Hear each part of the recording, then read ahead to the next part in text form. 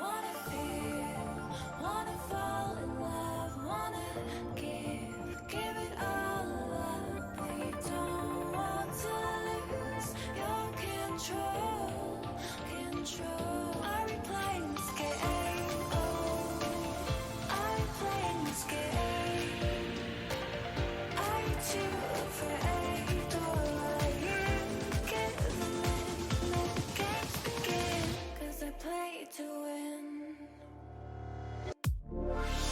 I playing this game. I 'cause I play to win.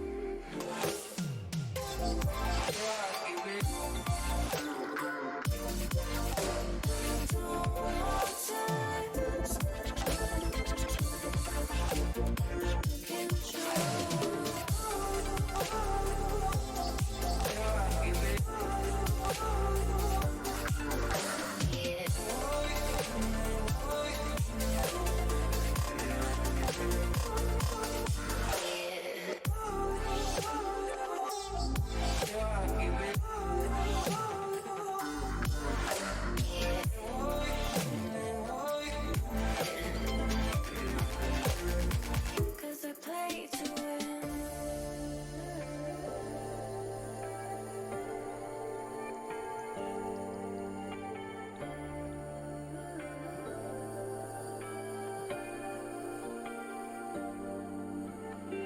We fear that love is hard to find. It's in your heart, but it's in your mind. Are we playing this game? Oh, are we playing this game? Are you too afraid, or are you giving in? Let the games begin, 'cause I play to win. I playing this game.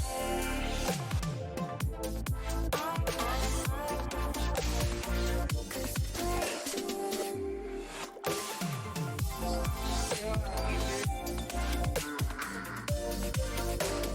Don't want to lose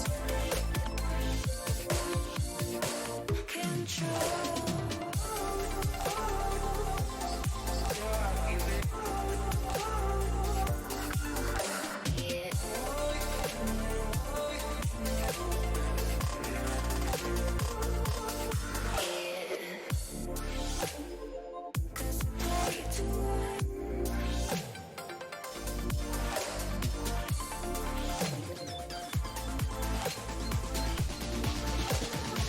Cause I play to win.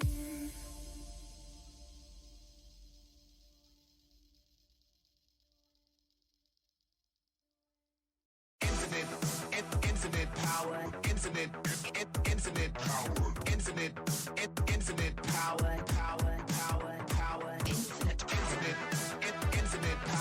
infinite power, infinite power.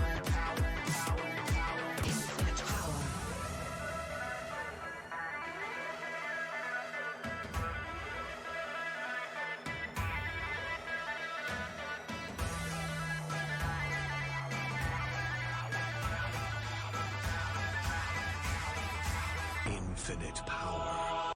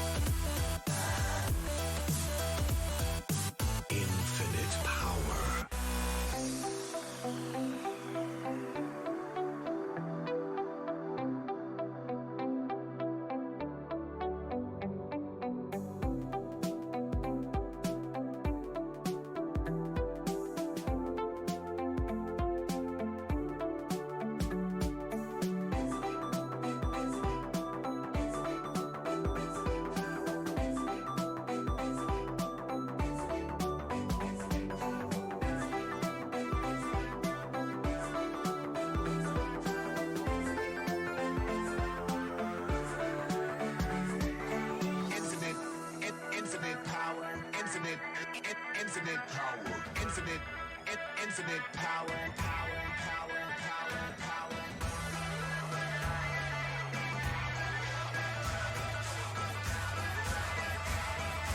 Infinite power.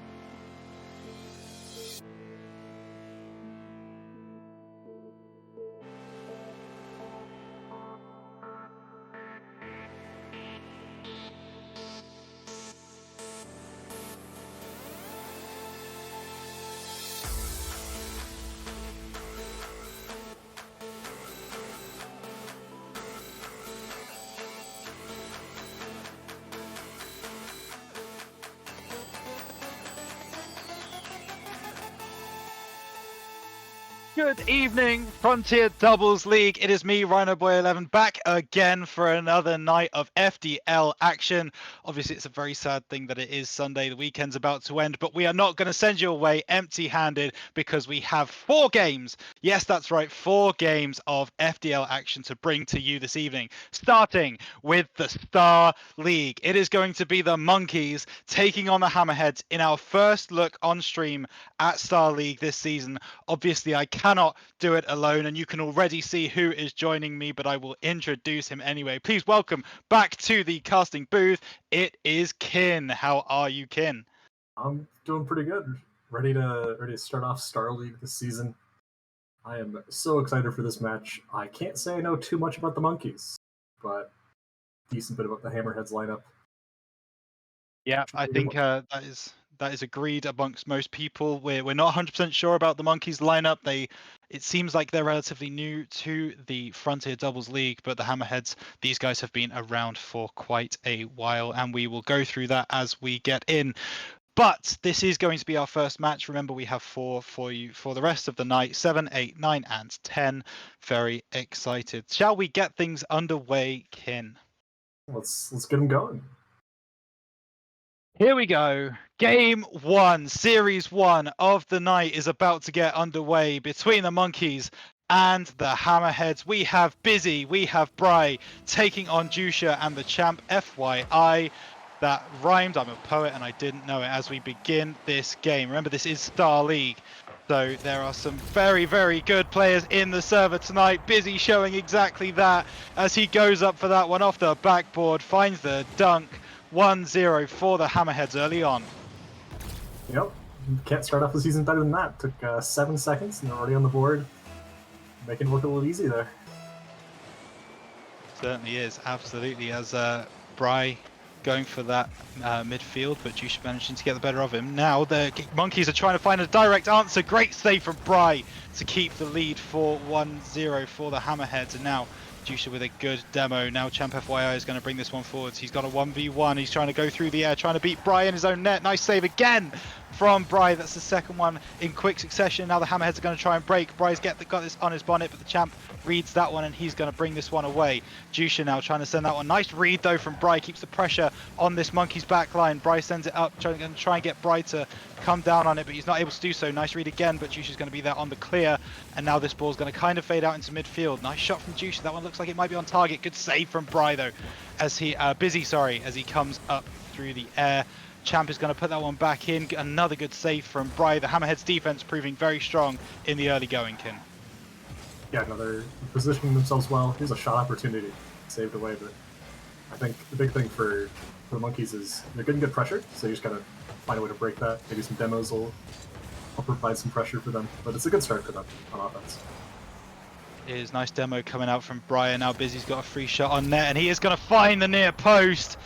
Busy, the only place he could have scored would have been that front post, and he manages to find it without too many problems. Good demo coming out from the Hammerheads. Aggressive play, and that pays dividends as they go 2-0 up, Kin. Yeah, that demo just seemed like it caused so much chaos on the Monkeys line. Nobody's there to challenge the ball, and they gave him a really free shot, and he placed that real well. Great kickoff win coming out from the Champ FYI as Jusha puts it back into the midfield. Champ is up for it. Bry's going to be able to send it away though, and now Jusha, a little bit awkward in the corner. He plays this one up and around. Busy's going to get the clear. Champ is going to try and get there ahead of Bry, but he can't, and now Bry brings this one forwards. It's a 2v1 opportunity for the Hammerheads, but Jusha is going to win it out and now send this one back towards the Hammerheads' goal. It's a little bit 50-50. No one really getting any possession as Jusha tries to come down off the roof, unable to do so. Champ now going to try and get this one around Busy, and he does just that. Bry not going to go for the challenge. Instead, Champ's going to bring this one forwards towards the Hammerhead's net, up on the wall, but Bry is going to beat him to it and now bring it round the other way. Bit of a fake coming out from Bry as Busy now tries to take over. He hits Jusha into the ball. Jusha should be able to clear this one away, and does though. Hammerhead's trying to keep the pressure on. Busy up the wall, trying to find the middle of the net. He gets it onto Champ's bonnet. Champ in a bit of an awkward position, but he manages to make it work and bring the ball away. That was very close to 3-0, Kin. Yeah, it looks so awkward for pretty much everyone. I think the initial miss really made it difficult for anyone to challenge right there. The shot from Busy will do it, but Little bit of a misplay coming out from the Champ FYI in the corner. Not quite getting the purchase on the ball that he wanted, and Busy at a very, very tight angle, able to convert 3-0 for the Hammerheads. What would you like to see more from the Monkeys team? Obviously, they're having a bit of a rough time right now. What do you put that down to at the moment? I think a lot of the times they're being scored on are from missed touches in their own half. So they need to just make sure they're getting good touches to the corner and make sure the ball gets all the way over.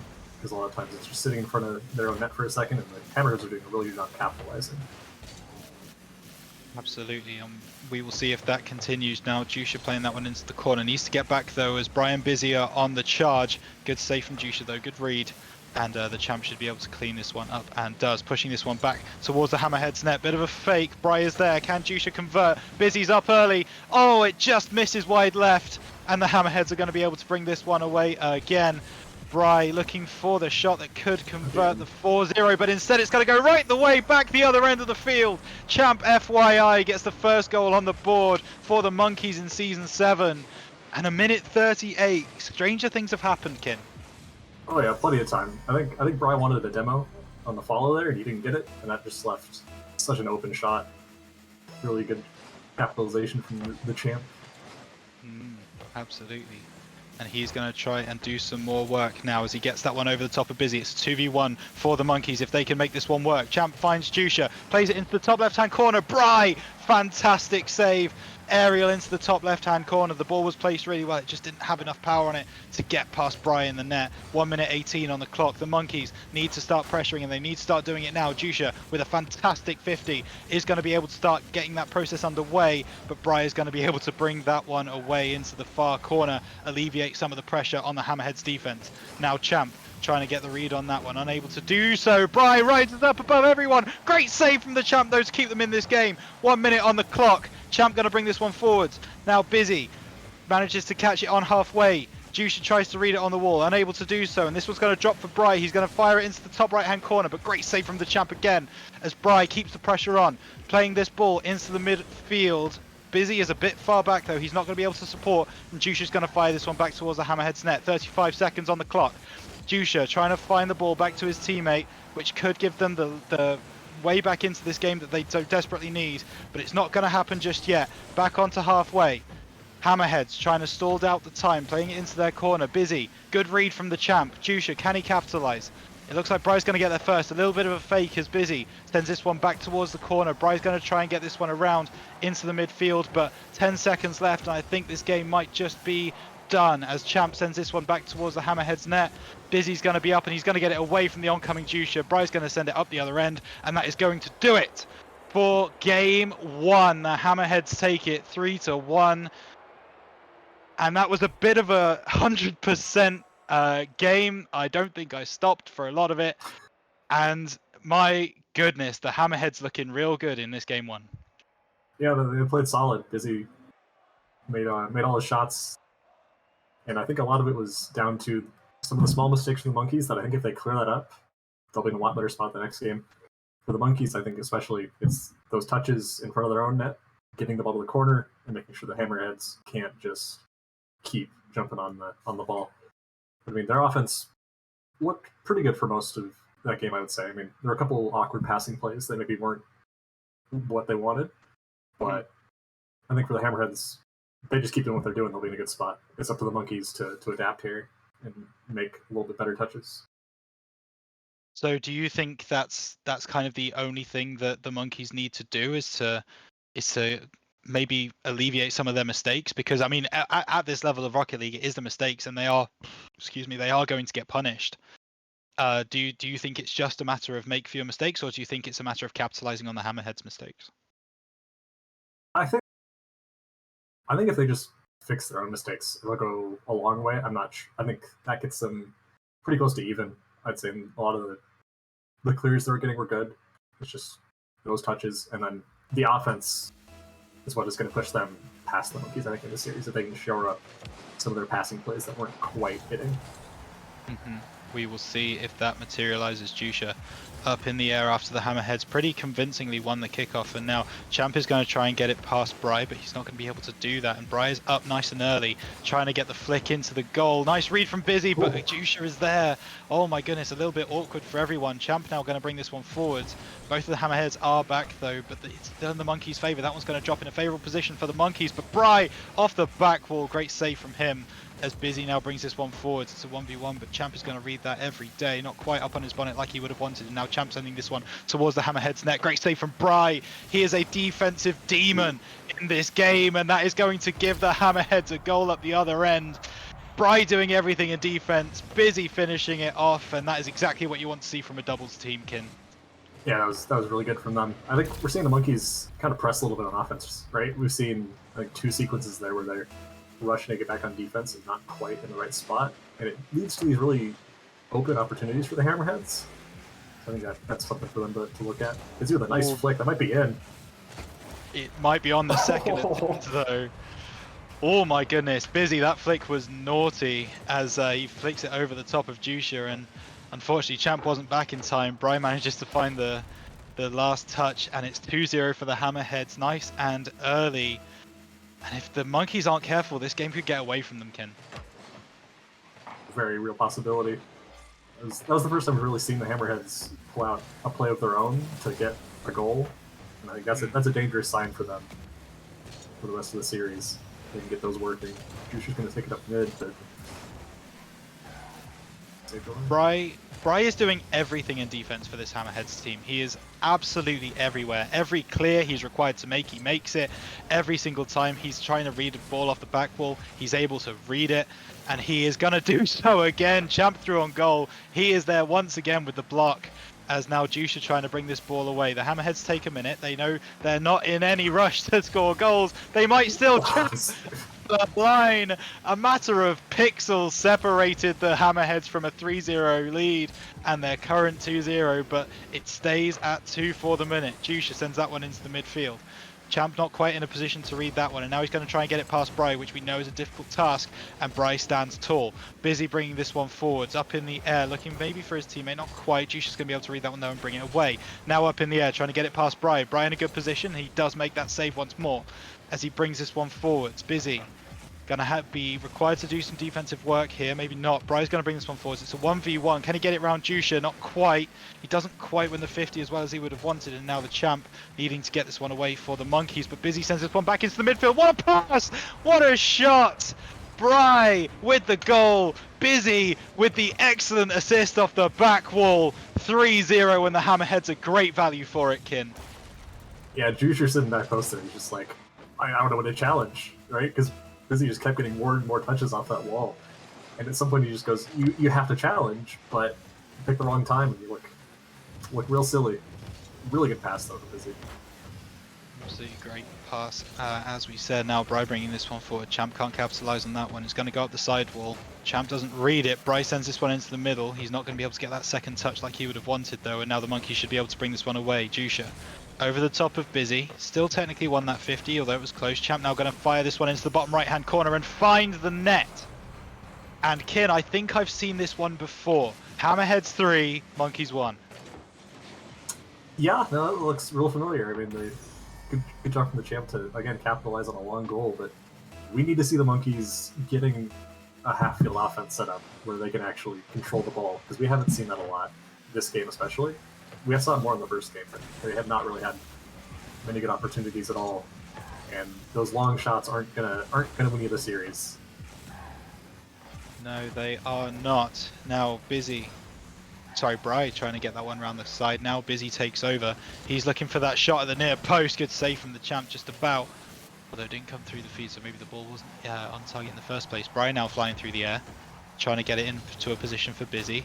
Great read from Jusha though, and that is going to give the Monkeys some momentum as they rush forwards, trying to find an opening to get this game back into a 1-goal advantage for the Hammerheads. Jusha turning on that one. Bry up in the air in a little bit of no man's land, but still makes it work with the 50. Now Champ sends this one around. Busy is going to be there on the sidewall though and read that one without too many problems. Champ A little bit of a whiff from him, but he passes it back to Jusha with the backflip, trying to find the shot on net. He gets up as well for the second one, but it's a good read coming out from Bry. And now Jusha needing to get there ahead of Bry, just about doing so to keep the Monkeys' pressure on. Excuse me, Busy.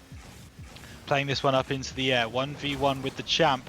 Good read from the Champ as he plays it away. Now he's going to be up the sidewall, but Bry's going to get there first, and now Bry trying to get the second touch on it. Juice is going to get there before he does, though.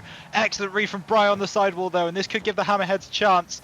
That second touch is not quite where he wanted it, though, but the Monkeys' defense is all over the place at the minute, both going for it, both struggling to get the ball away.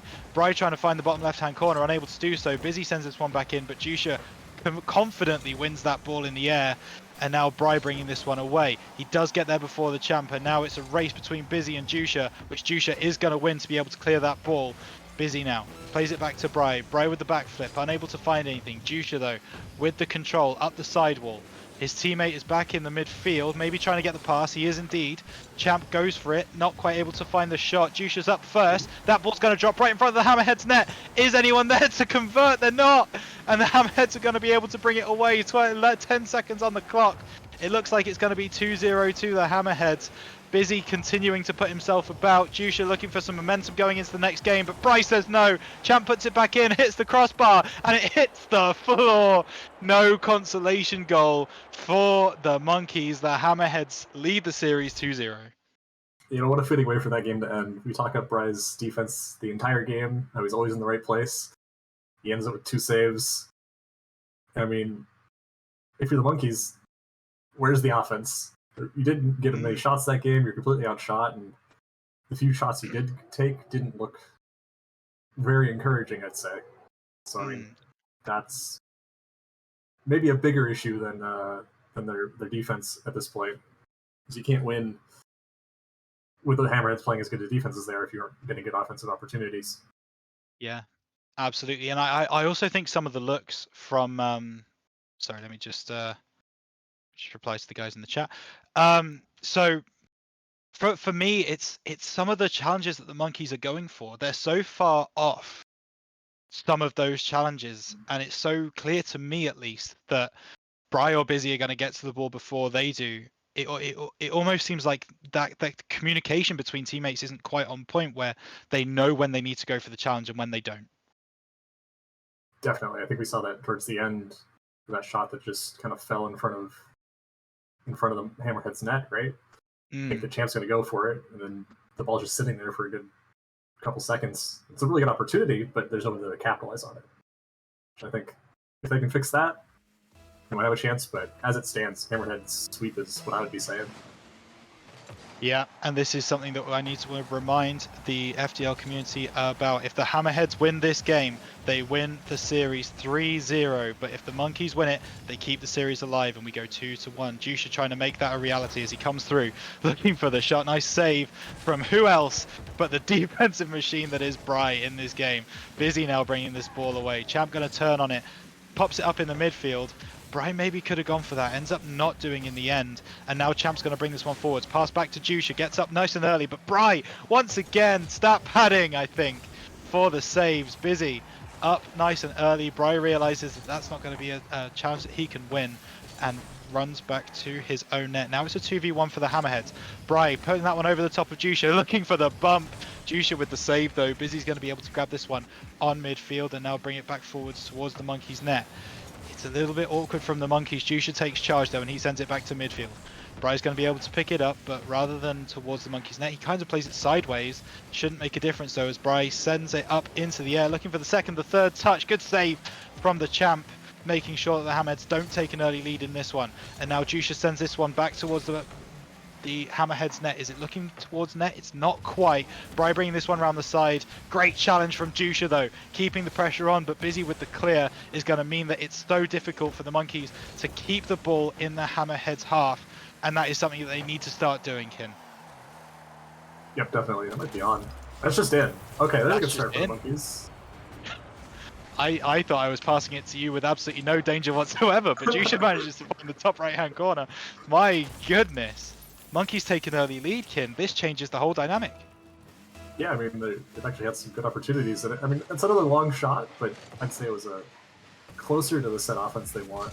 Busy's going to take this. Might have a Oh. shot here. Oh, So Oh, if close, that but Monkey's goes. still in danger. oh, if that goes, that is one we talk about for a long time. But Jusha's going to bring this one down the other end. Busy though with the win. It's not quite going to be on net. Is he going to get the second touch? He is. He's not quite going to find it though. Bry trying to come through. The champ gets the clearance just in time. And now the Monkeys can get some possession, but Bry wins that one over the top of Jusha without too many problems. He looks for the center, but Jusha is back to make the save. And now Champ bringing this one forward. Excuse me, it's up high. Jusha looking for the top left-hand corner. Not able to find it, and Busy's going to bring this one away. Bit awkward for the Hammerheads in the corner. He gets it up on his bonnet, looks for the flick. Trying to get it past the Champ. Champ tries to turn on it. Good win from Busy though. Bry's going to try and be there in the corner to keep the pressure on, and he does just that. Champ needs to get this clear. He's not able to do so. It's off the back wall. Jusha finally gives the Monkeys defense some respite. And now Champ needs to win this, but again, he can't. Busy keeping the pressure on. Jusha sending it down the line though. And this one might be a little bit tough for the Hammerheads to defend. Bry is up nice and early though, and he gets this one over to his teammate Busy, who takes it along the sidewall. Looking to play it into the middle. Jusha's right there on the wall to read that one. Bry trying to get it over the top of Jusha does indeed, but Champ is going to be there instead to try and bring this one away for the Monkeys. It looks like the Hammerheads are retreating for the minute, grabbing some boost. So that means the Monkeys attack can start. Bry sending this one down on the left-hand side. Jusha up on the sidewall. Can he read it? He can indeed.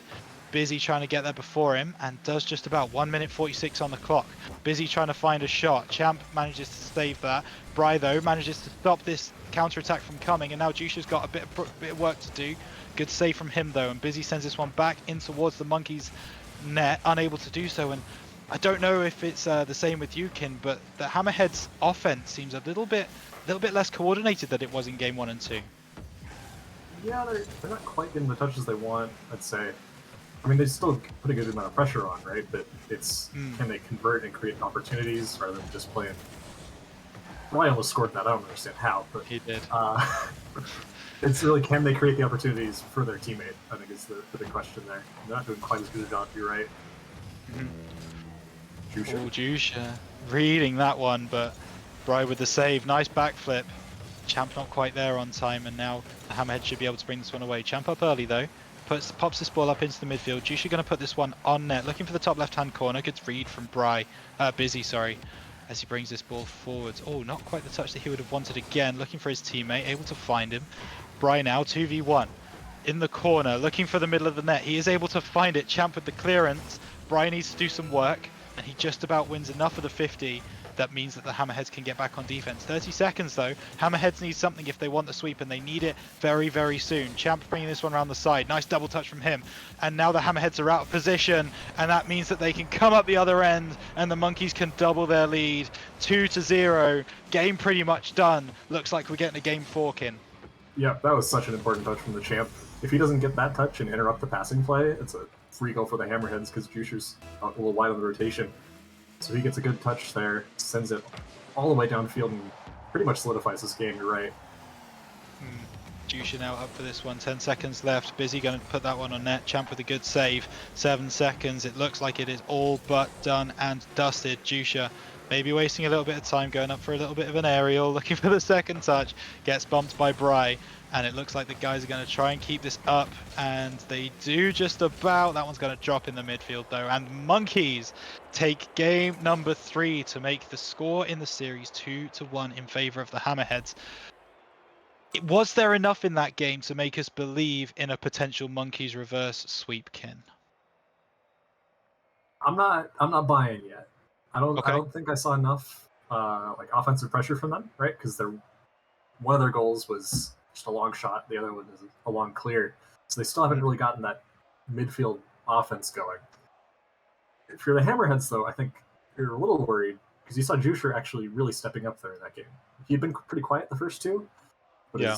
his positioning is a little bit better. And, one of the things that you often look at, and especially in the first series of a season, is nerves, right? I don't know if Jusha plays in any other leagues or if this is his first time ever on stream, right? So that's something to consider. Maybe he's settling in here. Absolutely. I'm just going to check the check the stats here. Jusha actually did play with the FDL in season 4 and 5. 4 with the Seagulls, 5 with the Dragons. So this is indeed not his first rodeo. As for the champ, this is his first season. So Jusha, I guess as the captain of the Monkeys, it makes sense that he has been here before. But champ brand new to the league, but looks like he's settling in really well. Actually, seems to be getting some really good plays. Basically, was the shining spark in the Monkeys for the first 2 games, and still carried his weight in that game 3. Yeah, I mean it's just something to watch, as people get more comfortable on stream, especially. It's a different environment than just solo queuing, so it's something to keep an eye out for. It is absolutely. Busy and Bry looking to save this one. Oh my goodness, Bry going boost over ball and paying for it. The champ sends that one into the net from the midfield. I don't know what happened there with whether it was communication from the Hammerheads or what, but they were all over the place. And just like game 3, the Monkeys take an early lead, Ken. Yeah, that was a little odd. I'm not quite sure what happened there. I don't think there's really much to look at, really. Yeah, I think you're right as we get back into game number 4 as Bry wins that one over Jusha and now looking to get this shot on net. It's a 2v1. Oh, he was looking for the bump on the champ, but instead the champ says no, and he instead demos Bry, and for the second time as well, sending him to the Shadow Realm and then giving him a return ticket as Bry bringing this one away finally in the server and gets his revenge. Sends Jusha back to his own half, says get out of here, you can't demo me that many times and get away with it. As a little bit more aggressive from both teams. Brian now trying to read that one over the top of the champ. He does indeed. It's a 2v1 attempt. Busy trying to get this one over the top of Jusha. It's a wonderful little chip. Brian could get there on the return. He's not able to. The Hammerheads hit the crossbar. They get the second touch and they're not able to put it on Netkin. As a brutal missed opportunity for them as another demo comes through, and suddenly this game feels different. This feels personal. Oh yeah, there's things at stake now suddenly, as the Hammerheads looking to equalize this game, but the champ is now going to put a shot on net that goes over the top of the goal. Bry's just about going to get there before Jusha, but he gets enough on the 50 to keep this ball in Hammerhead's territory. Now Bry bringing this one away, looking for the second touch. Great read from the champ though to keep this ball in the midfield. Busy needing to do a bit of work here, but it's difficult and sends it into the path of Jusha, who now brings it round the side. Can the champ get there? Bry hadn't read that, and if the champ had banked on it, maybe he would have had a second goal for the Monkeys, but instead Busy's going to bring this one forwards for the Hammerheads, and that's going to be in the course of Bry, who just misses wide right. He's going to go for the second shot. He goes over, Busy up, looking for the left-hand post, unable to find it, and the Hammerheads doing everything except putting the ball in the Netkin. There's just so many opportunities they have that are just not quite converting. I mean, those were 2 tough ones, but I think back to the earlier one, and I have to wonder if that's going to affect their mental for the rest of the series, right? I mean, missing easy opportunities, you're still down a goal, you should put a shot on net, but this is a new life for the Monkeys team. This game would convince me. The other one, maybe not much, but this one, they're looking real good. It looks like a completely different Monkeys team from game 1 and 2. They have switched on and they are lights out as we move forwards into this game. Busy gets it over the top of the champ, but Jusha sends this one back on net. That one might just have been going in. Bry makes sure it's not even close, and he brings this one forwards, looking for the read off the champ, but unable to find it. That ball's going to drop in an awkward position. Nice read from Busy though, as he brings this one forwards. That's a nice demo coming out from the Hammerheads. Can they capitalize on this one? Bry trying to send this one into the midfield. Champ does enough though, and Jusha's back alive, and now the Monkeys come for a counter attack. Busy, good read though. Jusha's going to get there before him, but Bryce should be able to complete this clear, except for the fact that Jusha has destroyed his teammate halfway down the field. But instead, now it's still a 2v1. Champ gets the read, playing it off the sidewall. Jusha's going to be up. He's going to find the top left-hand corner. The Monkeys double their lead, and they genuinely look like the better team in this game 4. Yeah, they're playing with some newfound energy here. I mean, that was the first real passing play we've seen from them pretty much all series, right? That's the first one where they've communicated and been in the right spot, and the Hammerheads couldn't do anything about it. They certainly couldn't, and we will see if that continues. The Hammerheads needing to regroup desperately, because at the minute they're able to put pressure on, they're able to do a little bit of defending, but when it comes to the offense, it's looking real rough. Bry with another save off the champ as now Busy brings this one forwards, gets that boost up in the air, looking for it to drop right in front of the Nunkey's net, but good save from the champ. Trying to read it is Bry. He's unable to do so, and this ball just might go in. If Jusha can get there, he can't quite catch up to the ball. And 3-0 would have definitely been the nail in this game's coffin. As Bry now brings this one round, he's beaten both of the monkeys. He's going to try and find his teammate in the middle, and Busy is able to convert. 55 seconds on the clock. The Hammerheads find their first goal in almost 2 games, and this could be a grandstand finish for the last 55 seconds, Kin. Yeah, no, we saw a little bit of an overcommit from the monkeys there, and the Hammerheads did a good job to punish them, but I don't mind the aggression. They're looking way better with the aggression they're putting out. The Hammerheads, good on them to capitalize. He gets demoed for his troubles. Busy going to keep up the pressure, but Juice is going to make the save. Bry's now back alive. He doesn't go for that challenge. Instead, lets the champ bring it forwards. Could that be a mistake? No, he reads the fake. Nice work. And now the Hammerheads try and bring this one forwards. Bry, can he beat Jusha to it? No. He pulls out, gets that boost. Jusha's going to put a shot on net. Bry's going to be able to bring it away, though. Champ needs to turn on this, and does. Sends it back towards the Hammerhead's net, looking for the second touch. Unable to do so, puts it into the corner now. Bry up early, putting it on the sidewall. Busy up as well. Doesn't quite beat Jusha. 10 seconds. 2v1. Bry needs to do something. He needs to do something now. And that is Bry to a T when they need it. He shows up for the Hammerheads. Busy putting pressure on the champ FYI in net. And he just about makes it over the top. Doesn't hit the crossbar this time. It goes just underneath. And we could be going to OT for the first time in Star League this stream season. Yeah, Jusha with just a little overcommit, and you can see the Hammerheads immediately trying to capitalize. This ball's about to drop, probably. You would expect so, and there it goes, and we are officially in overtime. Reminder, if the monkeys are to score next, we are going to a Game 5 tiebreaker. If the Hammerheads score next, they win the series 3-1. Jusha going to try and make sure we're going to a Game 5, but Bry with the save is going to be able to bring this one away. Champ gets it over the top of him. Jusha needs to be up early. Busy is up, but Jusha beats him in the air. Bry bringing this one up to halfway in the air, looking for another touch, is able to find it. Maybe another one. Good read from Jusha though to keep that ball from going on net. Busy with the pinch on the sidewall is looking good, but Jusha is also able to read that one. 30 seconds gone on OT. Jusha now trying to get some possession for his team, looking to get it over the top of Bry. Good read from him though, and it's a 2v1 situation. Bry going to need to try and get this one into the midfield, unable to do so. He does, however, get the demo on Jusha, which could put the pressure on the monkeys unless Champ goes up the other end and just puts it past both of them. He's got past one, he's got past the other! The Champ FYI! Absolutely schools the Hammerhead. Said, if you're going to demo my teammate, I'm going to score in your top right hand corner, and he does just that. We've got a Game 5, Kin. That is how you want an overtime to end, right? You see the Hammerheads go for a play, the monkeys just say, that's fine, we're just going to score. You can demo all you want, but I'm just going to put the ball in the net and I'm going to win. So, a great idea from them. The champ coming in clutch there at the end, and it's a brand new series, right? One game is all it comes down to. It is officially now a best of one. Week 1, Monkeys Hammerheads in Star League. This is what you love to see as part of the FDL. Super exciting gameplay. The monkeys looked out of it. They looked down and out. After 2 games, they were really struggling to keep up with the Hammerheads, but all of a sudden turned it around in Game 5. And I don't know if anyone could predict what's going to happen in this next game, Kin. I think it comes down to, can Busy go off on offense? If he can find some shot opportunities and convert, the monkeys still haven't really shown that they can deal with that well. So I think if Busy steps up, converts a lot of opportunities, Hammerheads walk away. But if he can't step up, the monkeys, they're playing so fast and so aggressive right now, and they're just making the Hammerheads play their style, and it is obviously making the Hammerheads uncomfortable.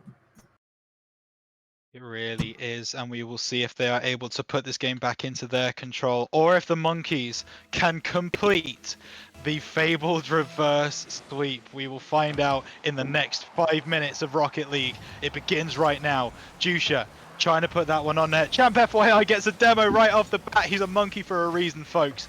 As Bry trying to get this one on net, but the champ sends it back towards the Hammerhead's goal.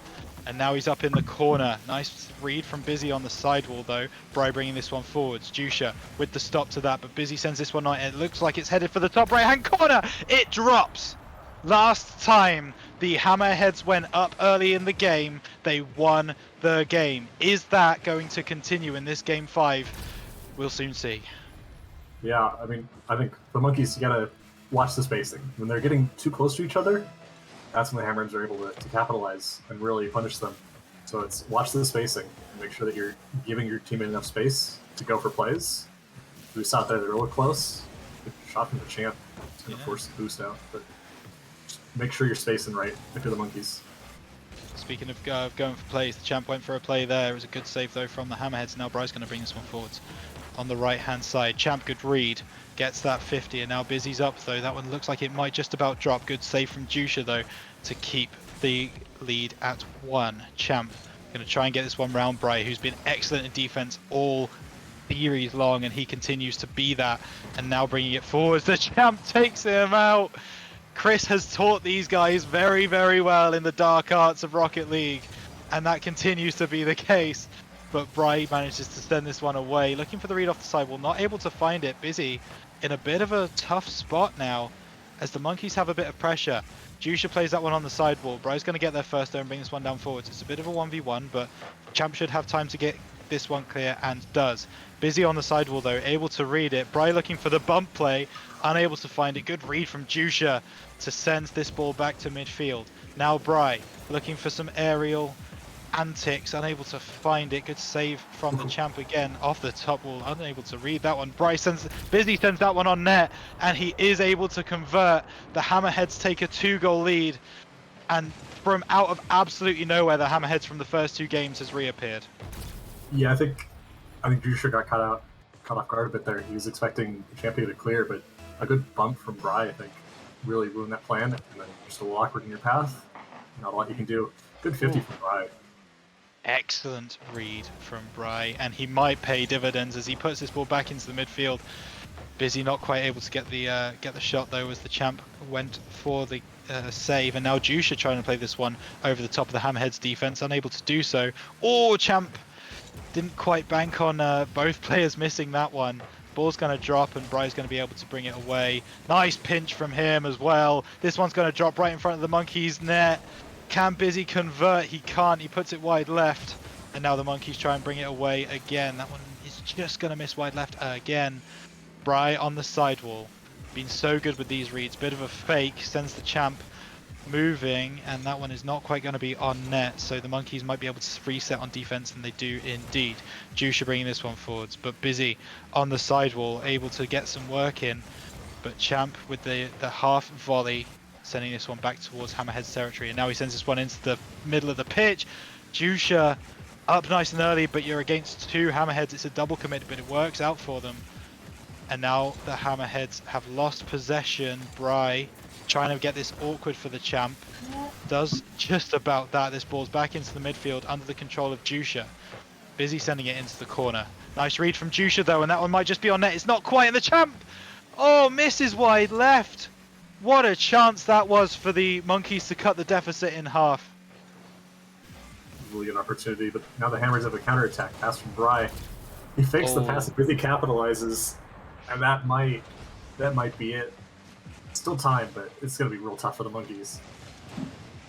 It is, and speaking of tough for the monkeys, they fought so hard to get to this position, to get to this game 5. They've got 1 minute 36 to make that count for something. Champ sending this one forwards. Jusha up for it. Double commit coming out from the monkeys. You can't be doing that. You can't be losing your heads in game 5 of week 1. And it looks like that's exactly what they're doing. Comms gone, heads gone. 4-0 to the Hammerheads. Is that game, Kin? I mean, it sure feels like it. That feels like the dagger. Not just because of the score, but because of the way it happened. The double commit, just kind of messy and not a good sign, but I don't think you can fault the monkeys there, right? You got to be aggressive down 3 with a minute left. There's maybe just too much, not the right time, not the right place, but really good showing from them. The way they fought back. The champ's gonna pass here? Not quite. Juice is still up for that. Looking for the pass into the midfield, not quite getting the touch that you wanted. Now Busy's going to bring this one forwards. Looking for the aerial. Bit of a... Not sure whether it was a fake or a miss, but we'll say it's a fake for his sake. This ball's going to drop in an awkward position. Juice is up for it. Playing it off the back wall. Can the champ convert? And that's the kind of game the Monkeys are having. And the Hammerheads are going to go up the other end. They are going to be able to get the save. Juice is going to try and get it on the sidewall, unable to do so. Bry sending this one back into the midfield. Bit of a miscommunication again from the Monkeys, getting in each other's way, hitting each other. This is not the Monkeys we saw in the game 3 and 4, except Champ trying to find some kind of consolation, unable to do so, and the Hammerheads are going to come right back up the other end. Gonna try and score. Demo from Bry is only gonna do real damage to the mental of the Monkeys, and he's gonna be able to convert a fifth with 10 seconds on the clock. And the Monkeys, if they weren't out of it before, they certainly are now. Yeah. You know, Busy turned it on this game. Like I said, if he was rolling, it's gonna be hard for him to stop. So good showing again from the Monkeys, but Hammerheads find the mental to pull it out and get that last win they needed. It took them 3 tries, but can't complain about that. This series will come to an end. Absolutely, it will. The ball drops, and your winner of the series, 3-2 in a blockbuster for Week 1 Star League. The Hammerheads take it, and that scoreline in front of you doesn't tell the whole story, because this was a back and forth series. Could have gone either way. The Hammerheads just about get it in Game 5, Kin. Yep. The Monkeys made them work. It was a good show, like really good from them, but for the Hammerheads, they bowed down. They found the strength they needed to get that going, and really good showing from them to get the win. It isn't exactly how they probably wanted it to go, but they did it, and it counts as a win in the scoreboard, and that's what matters. That is what is going to matter to the Hammerheads at the end of the day. We will try and see if we can get these guys in for a post-match interview, as we do for every game. But for the minute, we need to quickly talk about the Monkeys.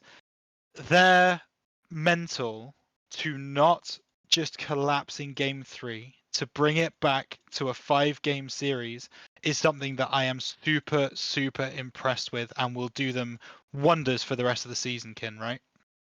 Yeah, no, I mean, the fact that they're able to come back, like the adaptations, as I think the Hammerheads are here now. Hello. They certainly are. Kin, Busy and Bry, welcome to the desk. It's a pleasure to have you. First of all, congratulations on that victory over the Monkeys. How do you feel? Not too bad. We probably could have played better. A little rough for Let- the first game of the season. Yeah, let's touch Yeah. on that, because the first 2 games obviously went very, very well for you guys. Clearly you had a game plan and you managed to execute it. What do you think it was that went wrong in Game 3 for you guys that meant that the Monkeys came back into it? I think they were just playing faster, and we weren't expecting it. Games 1 and 2, we kind of took our time. We were able to control it, and then they just played faster and beat us to the ball. Yeah, the 50s. Hmm. That's it.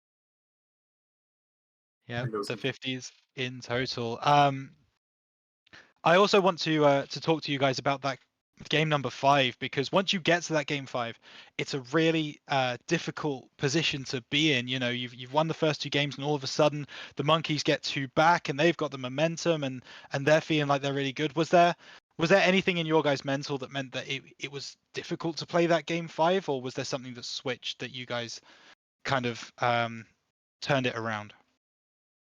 We just needed the first goal. Once we got it, we were all good. And Bry holding down our post, holding it down. I think that's something we noticed the whole series, right? Was Bry's defense was really killer, making it real hard for the Monkeys. Yeah. Absolutely. Kin, do you have any questions for our guests? No, how do you think the rest of the season's going to go? So is it finals or bust for you guys? 100%. Yeah. All of Hammerheads. Undefeated. All of Hammerheads undefeated. Facts. All three Un- leagues. Undefeated. Yep. It's All a three bold leagues. claim. That is a very bold claim. And okay, I want to ask a little bit of a different question then. Talking about the rest of the rest of the season, are there any teams in Star League in your conference that you're looking at and going, I think they're going to be our biggest competition? Eagles. Eagles. He's Eagles, I'm Owls. Okay, two different answers. Eagles and Owls. Very, very, very exciting. I look forward to those games for sure. And They're yeah, they're afraid of birds. just afraid of birds. That's the way it is. Finally, do you have a message to the rest of the league before we let you go? Hammerheads number 1. Hammerheads #1. Well, with that being said, that seems like that is all the time we have for this particular game. Hammerheads beating the Monkeys in Star League 3-2. Tight series in the end, but the Hammerheads do bring it through. Congratulations again to Busy and Bry. Thank you so much for joining us for this interview. And thank you, FDL community, for joining us for this game. We have another game coming for you at the top of the hour. That one's going to be the Hornets taking on the Capybaras in Star League. We're staying in the same league. Get excited for that one. We will see you in just under 15 minutes.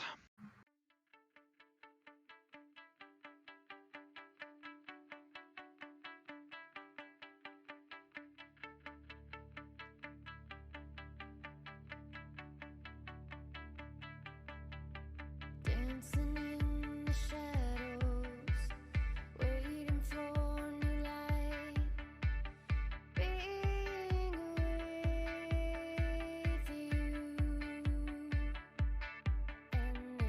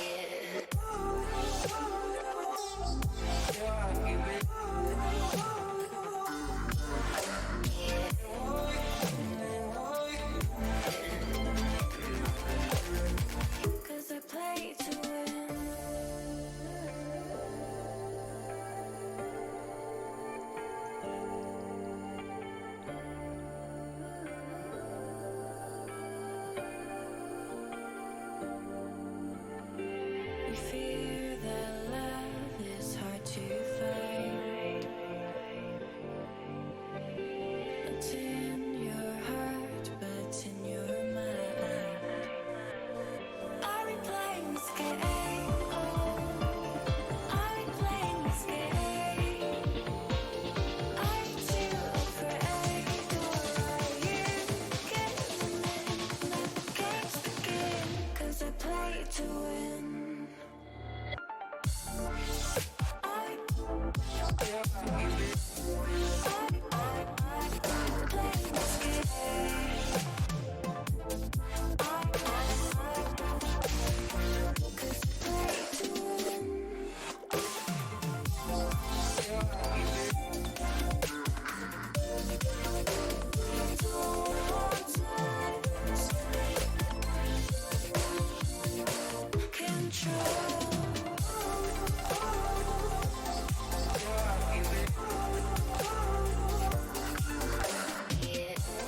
Welcome back, FDL. Game 5, finally! We have seen it on the main stream, but now we have got our final Star League match of the night. Rhino Boy! Hornets versus Capybaras, the season runner-ups from last time. Do you think they're going to make a good run? And starting with the Capybaras, are they going to do it? I think it's going to be a really close game. Actually, I've had a little look at both salaries, and obviously we know Brother and Bondo, who are playing tonight for the Hornets. We know them very, very well, and Gomi Panda, of course, has been part of the league for a while now. But Hey It's Wookie is a new person to the scene. First streamed game, first game of the season for him. So it'll be interesting to see how he responds to the spotlight of the stream game. Absolutely, Wookie. She's played in a few scrims. I've seen her around the league a little bit, and it's just going to be interesting because Gomi Panda was that person that we saw in Expert League last season to really take charge on the Gators team it was, and now I want to see what he can do for this Star League team alongside of Wookie. But Brother and Bondo, one of the combos as old as time, and Wookie, first goal for her team of the season. That's a great start. And that is going to alleviate so much of the doubt and the pressure that she might have been feeling before this game, right? First streamed game, you get your first goal within 8 seconds. Immediately, you're like, this is just a Rocket League game. I've done this loads of times before.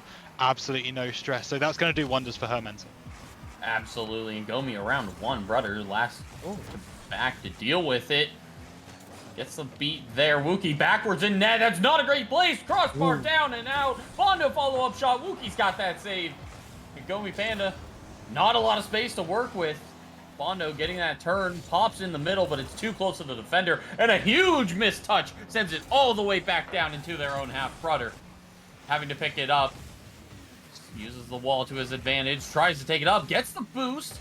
Has Bondo on the spike shot. No, denied. Wookie. Great touch. Follow up there. Brother's gonna actually beat the Capybaras to that, and what I thought was a breakaway has now turned into a Hornet shot on net, and it's going in. No, Gomi Panda. No. That's not one that he will want to watch back. My goodness.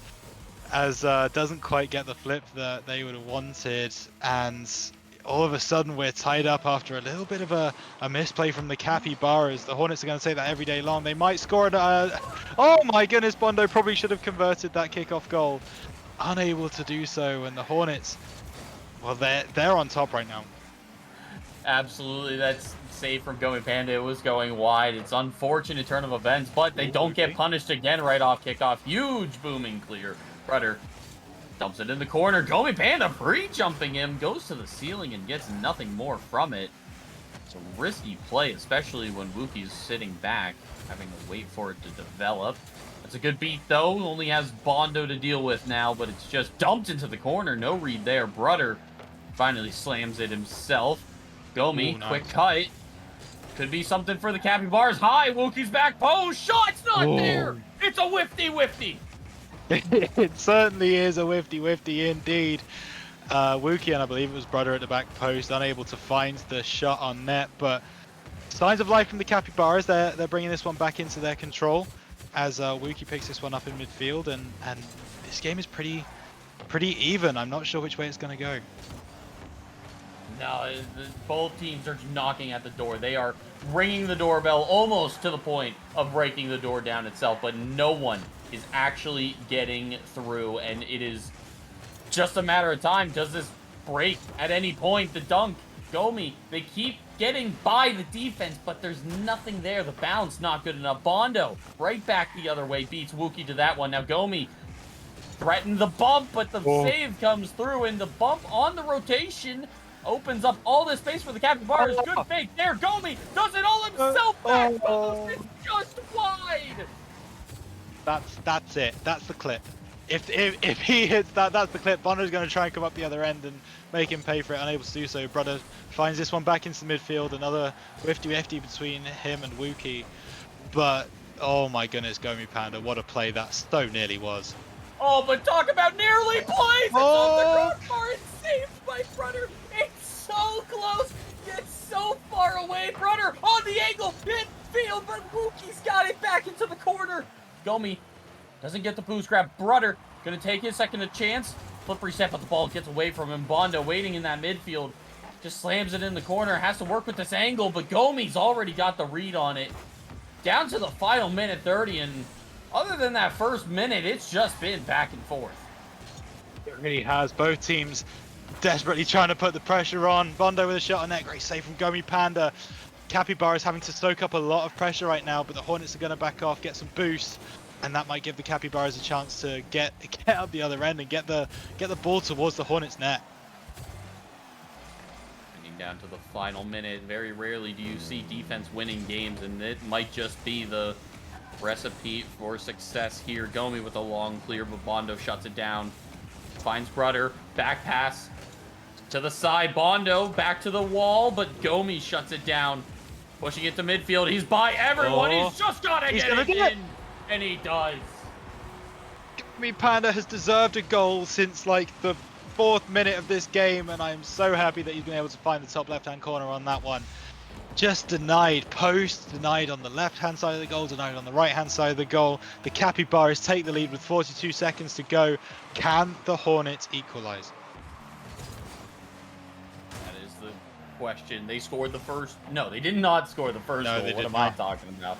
But Brother and Bondo, that demo opens it all up. But Gomi in the backfield, probably the one person you don't want on the field with what they can do. The angle's not there. Bondo second shot, crossbar down and in. We're all tied up. With 22 seconds on the clock as well, there is a very good chance that this game does not go to OT and there's still a winner in this game. Both teams putting on a crazy amount of pressure. The demo being the difference on that one. The Hornets bring it back 2-2. Oh my goodness, an exciting 20 seconds of Rocket League left to play. Absolutely in the kickoff, just that dangerous. Brother's got to get around it. Wookie, no touch there. And Gomi low on his way back. Brother, he's got Bondo in support, but that 50 is so crucial into the midfield. Wookie gets bumped on her rotation. Again, another miss.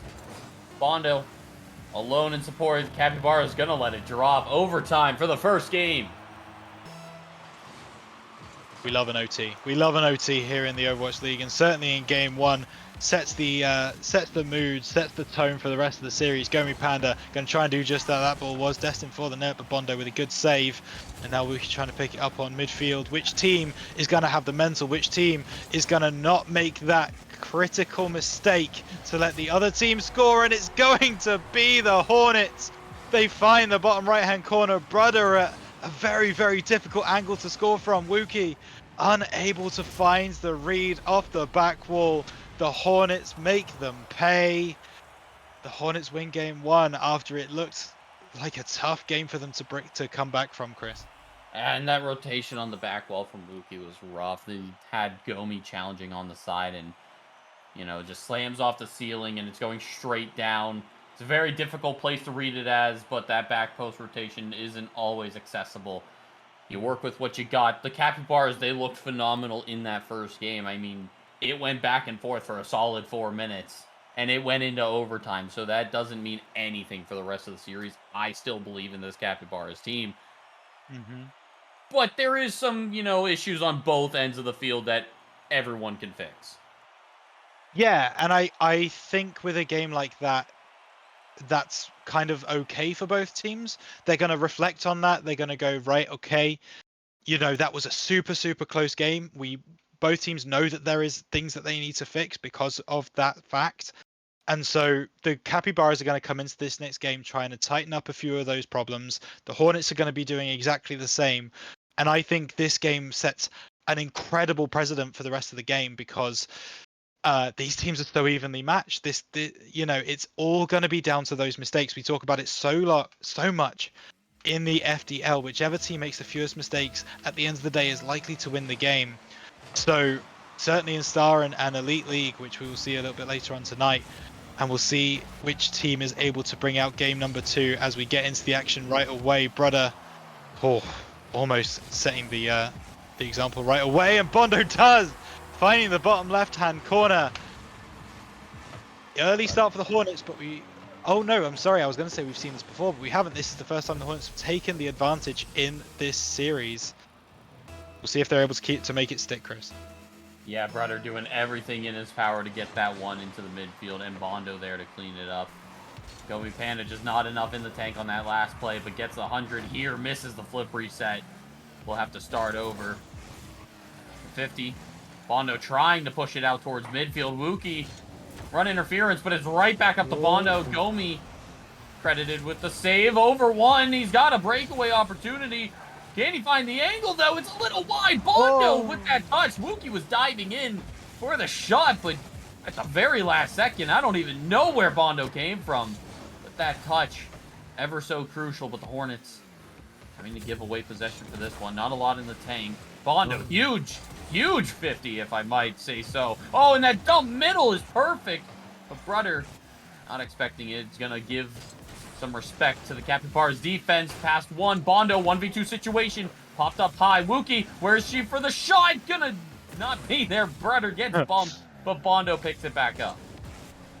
Yeah, and I don't know whether that's a bit of miscommunication from the Cappies or whether Wookie just didn't have enough boost to feel comfortable going for that play. But she was nowhere to be found in a very, very advantageous position for the Capybaras, and they might pay for it. Bondo getting that shot on net, scoring in the middle of the goal, and that's exactly what happens. The Hornets sting the Capybaras for their misplay. Bondo credited with the goal, second of the game, and the Capybaras just not able to find their groove yet. No, and Brother running that interference, clearing that defender out of the net too. An absolute menace. I would say a two-headed Hornet, but I dare to never think about that ever in my dreams. Yeah, that sounds terrifying. Nightmare fuel right there. Almost as dangerous as this Capybara's this attack going. Gomi over 1. Double touch. Crossbar down. Wookie doesn't have the angle. Oh my god. It was so close yet so far away. And the bump onto Gomi Panda straddles him in midair.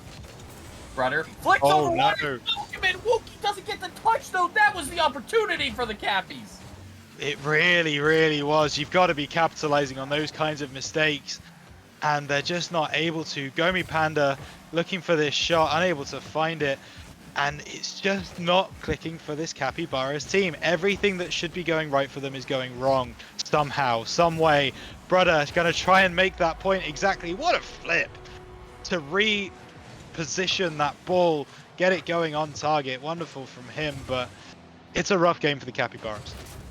The Brother flip coming out right there at the end. It really didn't matter. It was on target, but it kind of looked cool, and I think that is the one thing that I am highlighting this game, and not to single her out, but those touches that Wookie has been getting has not been the greatest. The missed opportunity, and then that clear back the other way was not ideal in the setup there. Gomi Panda dumps it in the midfield. Wookie too far back. Bondo takes a shot, denied from Wookie.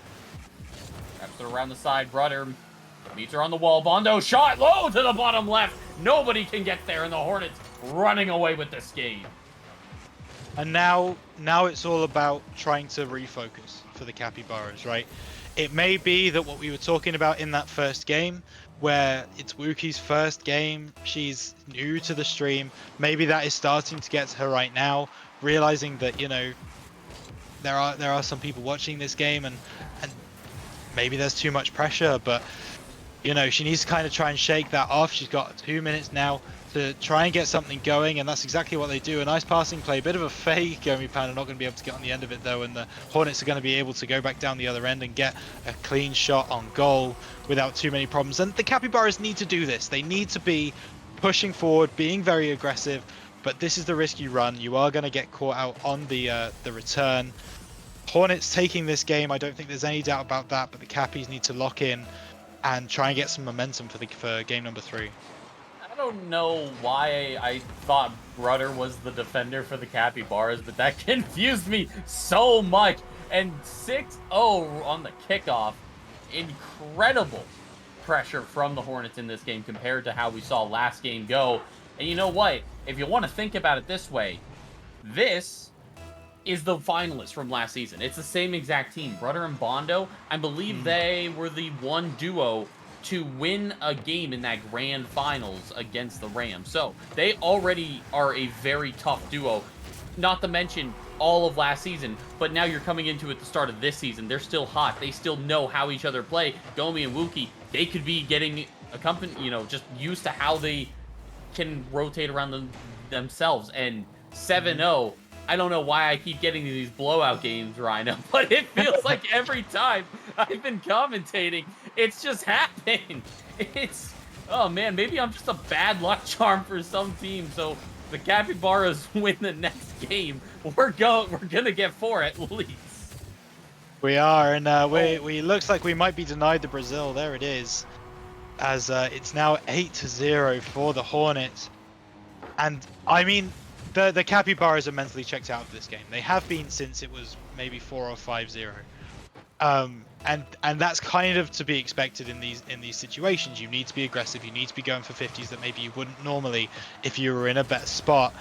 But the fact that this is now going to be a 2-0 lead in the series for the Hornets, and they are just absolutely punishing this Capybaras back line. It's just a really rough position to be in. And we're not saying, you know, the Capybaras pushed this Hornets team so close in game 1. So close. In fact, overtime.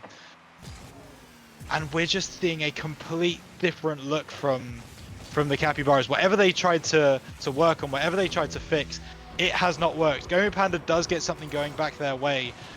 And in the time it's taken me to do this little explanation, there's been 2 goals, Chris, which is already far too many for my liking. Yeah, I mean, the Hornets, they've got this one in the bag. If they throw a 9-goal lead in a minute's time, I will never let these players live it down because that would be absurd. But the Capybaras do have all this time to talk about what they need to fix. Where did it go wrong? How do we get back in this series? Because they do have time to do that. They have an entire minute here. They had a minute in, you know, after the game's done. Bondo's trying to beat the record for most goals for a team in a game, I think. And, well, it was the, correct me if I'm wrong, but the Owls at 11 goals yesterday? 11 yesterday, yes, it was. Yeah, 11-1. And, you know, I don't want to see it go higher. It, you know, it just doesn't feel good. But I guess if you really want to put stats to the name, that's a weird record that would get broken this early into the season. I think the highest goal scoring game we've had before was Elite League Eagles versus Huskies in Season 3, where it was 9-8. Wow. Yeah, that was a long game. No one yeah. wanted to play defense. Oh, what a close double touch from Gomi. When things aren't going your way, they're not going your way. That's what Gomi's feeling right now. Oh, demo as well. That's just mean. unnecessary. Yeah. That feels bad. Brudder's on the bully list now, but the Hornets 2-0 lead in the series, looking to end it in a sweep. Capybaras, this is your moment. What are you made of? And that's the big question. That's the big question that we've got to be asking right now. Capybaras, they are not out of this series. We literally saw it in the last series that was on stream. It was so close. I mean, it was obvious for the first 2 games that the Hammerheads were going to take that game. It looks like it was inevitable. But the Monkeys managed to come back and get to game number 5. And the Capybaras need to channel some of that. They need to be able to turn this around play a little bit more sensibly in the early going, maybe not go for some of the 50s that they have been, and make sure that their defense is solid. If they can do that in this game number 3 and they can make the Hornets concerned, then we could be talking about a completely different series. Yeah, absolutely. And you know what? The one thing that I did like seeing on the Capybara is when they pulled out some of the demos, it opens up a lot of that back line because Brother and Bondo, they play relatively close to each other. So you throw in one demo in the mix, throws the entire rotation out of existence for them. So that is your opening point right there. Gomi Panda, that one goal he got was a little, just right off kickoff, just a nice little thing. They could catch him on the rotations. I don't think this Hornets team is that fast. I just think they are in good positions that make them seem to be that fast. But game 3, Capybaras have a lot to make up for that last game. But if there's any time to start it, it's now. It sure is, but at the same time, it's starting 0-0. We're restarting the clock, so as much as they do have to make up for it, they also don't have the you know what? It doesn't even matter. That goal broke your brain.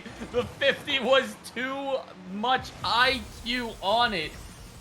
Bondo, I think, benches like 500 pounds with one arm. He's crazy with it. And, I mean, the Hornets still just on that streak of goals they're scoring. They got interrupted at 9, but still. Oh. No, not like this. Not like this. This is not the way we want this game to win. 30 seconds in, the Hornets are 2-0 up. There's a bump in the midfield. Wookie's going for an aerial that just doesn't hit. This would be a terrible, terrible way for this series to end, as it started in such an exciting way. And, I think the change that the Capybaras really need to make is not trying to play faster than them, because I think Gomi can outpace a lot of people. That's a great infield pass to Wookie, but I think they need to slow it down. I think they need to take their time with it. They have so much more than they realize, and right there, that's a perfectly executed one. Hopefully, it doesn't run any more out of control than we saw last game. That first goal this early, that's good signs of life right there. I was just about to say exactly that. That should kind of settle the Capybaras into this game, although Gomi going for a big aerial and whiffing that one. Brother's going to be there on the return. Gomi Panda with the save, my goodness. But, the Capybaras should see the fact that they managed to get a goal back. They're only one goal down. There's still 4 minutes left of Rocket League to play. Loads and loads of time. Do not stress. Don't do silly things. You're not at a massive deficit. Calm it down. Play your game. See how things go. Absolutely, and Capybara is holding their own on defense now. It's good looks. Brother doesn't get the ball on that one. Gomi gonna take it over and gets the midfield boost. The roll over to Wookie. Has the setup. Oh, but the demo just takes away the opportunity altogether in the whiff right there. Brother, the respawn's actually huge for the Capybaras to stay alive in it. And the demo's just raining through. Not much space to work with, but they do get some room to breathe. They do, but Hornets bringing this one back towards their net. Actually, it's a 2v1 situation. Wookie and Gomi Panda. Wookie plays it over the top of Bondo. That one is going straight into the net, right in the middle. The Capybaras are able to tie the game up. And this is what we want to see. This is the close game that happened in game 1. Signs of life from the Capybaras. We're in for a serious game 3. That is a huge flick from Wookie. That is a confidence builder right there, I would say. There hasn't been too many 1v1 opportunities, but the one that you get, you score. That's huge. Wookie finds Gomi Panda back on the side. Brother gonna go for it early. He actually baits in that flick. That's huge. Bondo gonna move in, has him in a 1v1, but Wookie already has his number from the last time they played. Gomi on the sideline. Bondo waiting patiently. Shot not even on target. Bondo transitioning the field. Brother takes a ceiling pinch. Wookie gonna stop it in the tracks.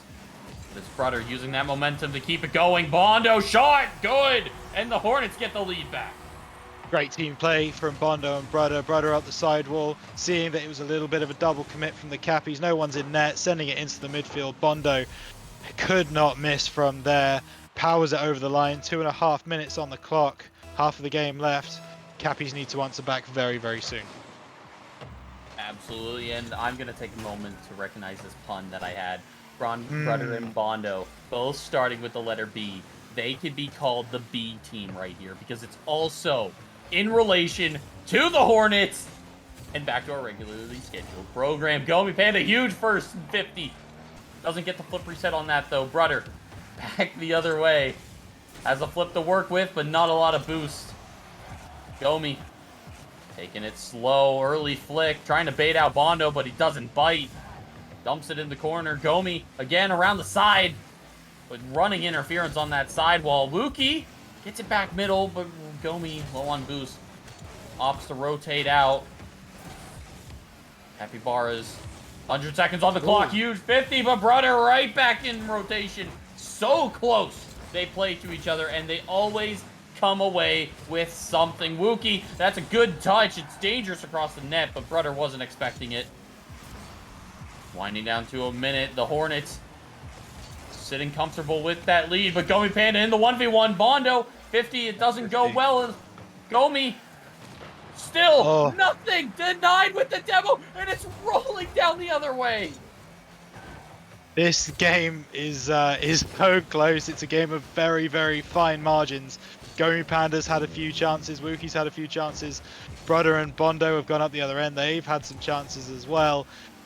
The Hornets are up, but it's only 3-2. Anything can happen in this last 50 seconds.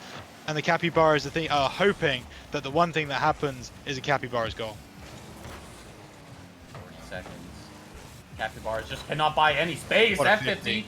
goes back down the other way, but again, Gomi Panda, 0 boost in the tank. There's Oh. been so moments. Shot. Wookie denied from Brother. way. How do you let that see?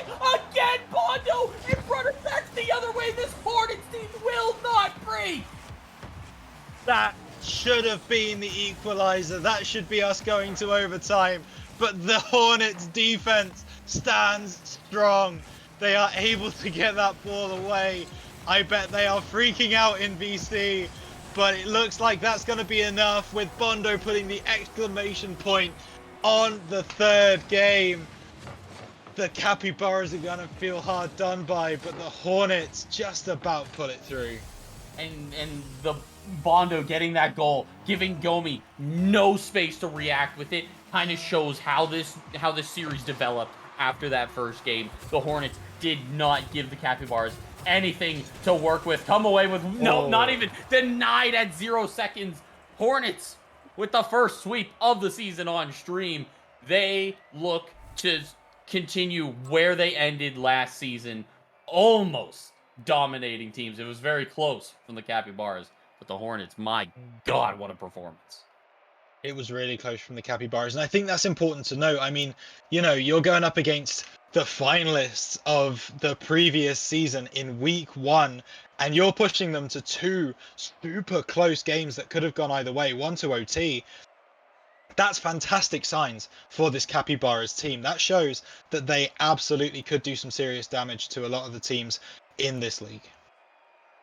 Yeah, and I mean, you know, one person's going to draw that short end of the stick. We've still got the Rams that have to play the Gators, the winners from last season. Well, I guess the returning winner, Water. I'm not too familiar with the teammates, but Water, you've got to run into that monster truck too. So, I mean, take your battle. It is kind of funny. We're going to get to see Hornets versus Rams some point in the season, and I think that is going to be a matchup that cannot be missed.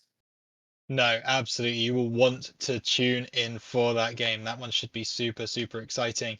Shout out to the Capybaras. They put in a very, very good effort. But joining us now on the panel, it is Bondo and Brother, the 3-0 victors, the Hornets. How are you both? Great. You're good. Very good. Now, before we preface this, can I call you guys the B team? Yes. Because, oh, let's go. I have permission. All right, B team. Here's the breakdown. Yen last season, finalist. It sucks. You run it back, the exact same roster, looking to dominate the season. That first win was huge, especially that game 2. You showed why you made it there last season. Is there any teams that you're kind of looking at that can stop you from what you didn't do last season? I think the hammerheads could have a chance at getting us if we're caught off guard. That's about Yeah, it. I'd have to That's all for agree. me. That's all that I was really worried about coming into the season. Okay, okay. And you know what? You guys just in tandem together look like a very solid team. I think you guys played since season 2, if I'm not mistaken, right? Brother, I Not don't on know. that team, but like we've been playing together Okay, since yeah, that it's long. been a while. Yeah.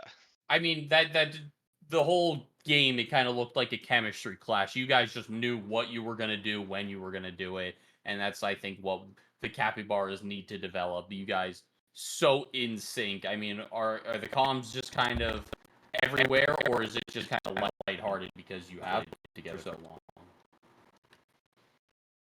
It's very lighthearted. But when we do make a play change, like if we're changing up a style a little bit, we will make a call, and then we kind of just flip the page, and there's a script right there. Because we've gone through so many plays together, so we just say one thing, and everything else just kind of falls into place. Yeah, for sure. Great performance from you guys. Absolutely fantastic game. Obviously, we've talked about the people that you're slightly concerned about for the rest of the season, but let's say you guys are to make it to the grand final once again this season. Who would be the ideal opponents for you to meet in that final? The monkeys, Really? Why is that? because of Chris. Monkeys making it to a grand finals. This guy's full of jokes. Right? It's happened twice, but we're not gonna remember that. Yeah. I don't know, for me, it honestly doesn't matter. We just we have some unfinished business. So Yeah. Okay. I want to run it back with the Rams. Run it back with the Rams. That's a good option as well. Okay, and I do want to talk about the game as well because obviously game 2 was very unlike the other 2 games. What do you think was different in that game 2 that made it such an incredibly strong game for you guys? I think it was mostly just hesitation or just cutting them off guard. I don't know how often that was happening. It was very unfortunate for them, but I guess we had a good time. Me and Bondo was just like, I don't know. He was stoned the whole time and he was just laughing. So, and I don't know. It just felt good that game. Bondo? pretty Yeah. much. We were just laughing the whole game. Fair enough. Chris, anything else? Well, Bondo, it's always a class act having you on stream. A man of very few words, and brother, always Oh, good yeah. seeing you again. I have you guys going big for this season, and I hope you don't disappoint me. The curse with a K will come for you eventually. But for tonight, first sweep of the stream. Congratulations to you both, and I look forward to seeing more of you in the future. Thanks, Chris. Thanks, Rhino. For Thanks, sure. Thor. Thanks, guys. Yep. Yep, shout out Thor, and that will do it for Star League. We got 2 more matches for tonight. Coming back at 9 p.m. We've got the Elite Huskies going up against the Owls, possibly the 2 biggest titans of this Elite League. You don't want to miss it. We'll be right back.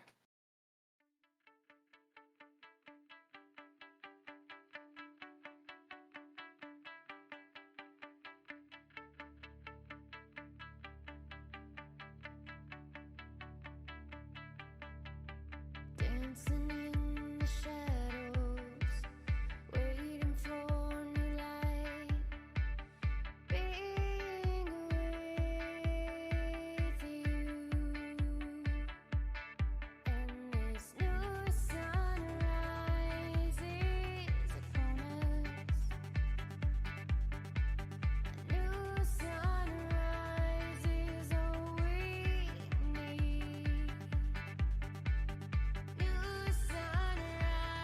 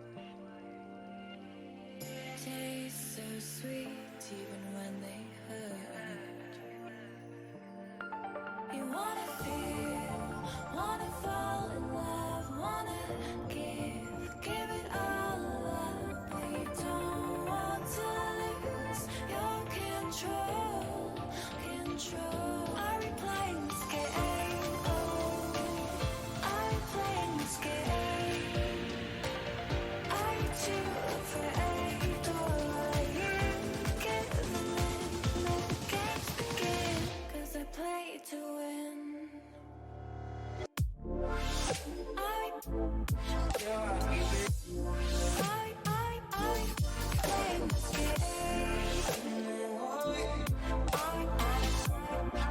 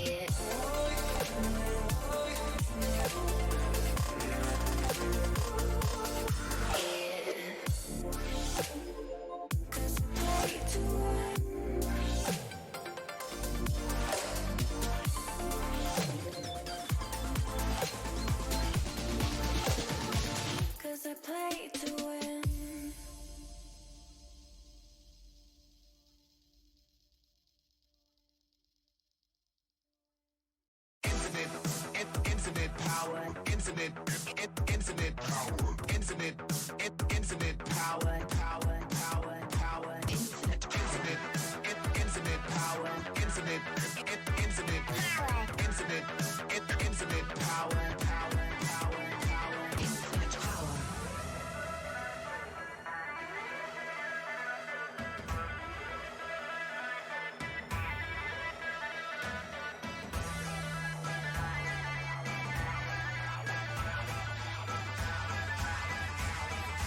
Infinite power.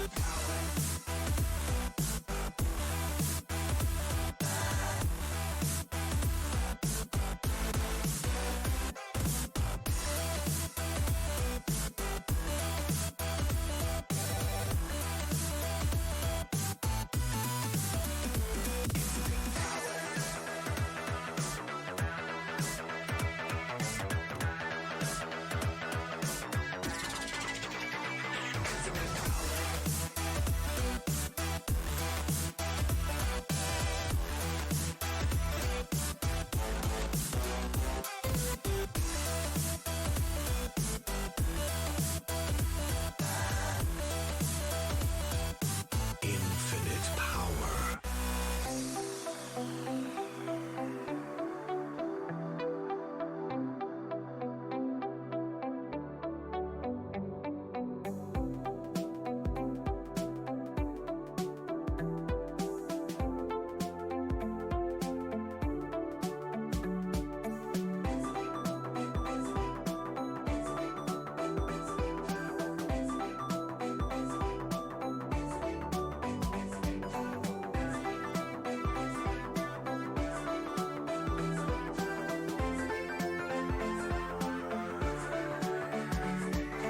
Infinite, infinite power, infinite, infinite power, infinite, infinite power, power, power, power, power.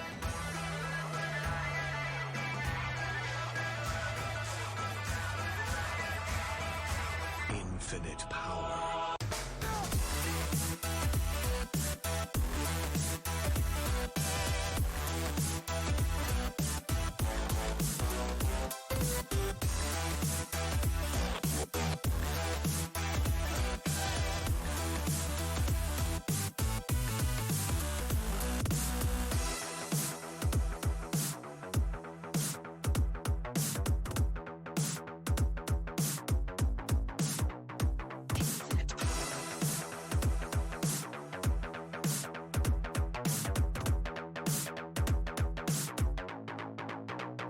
Infinite power.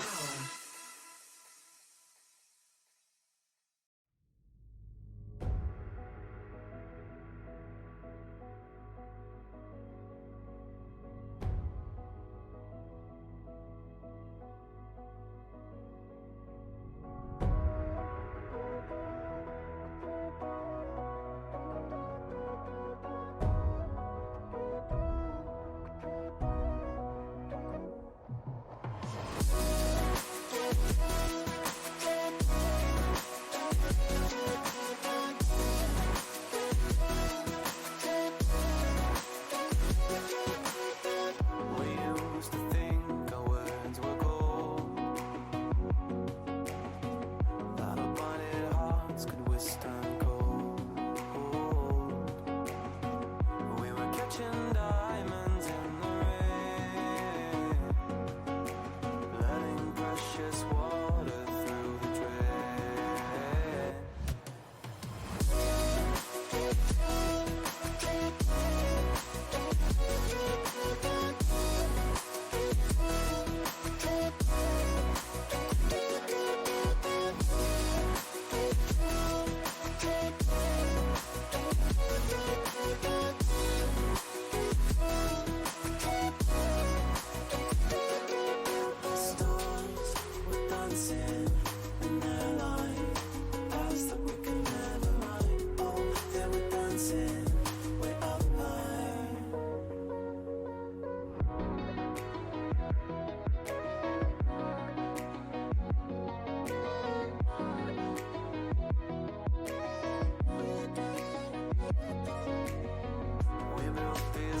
so we could find who could prove themselves to the waves of time. We're trying to repent before you sin.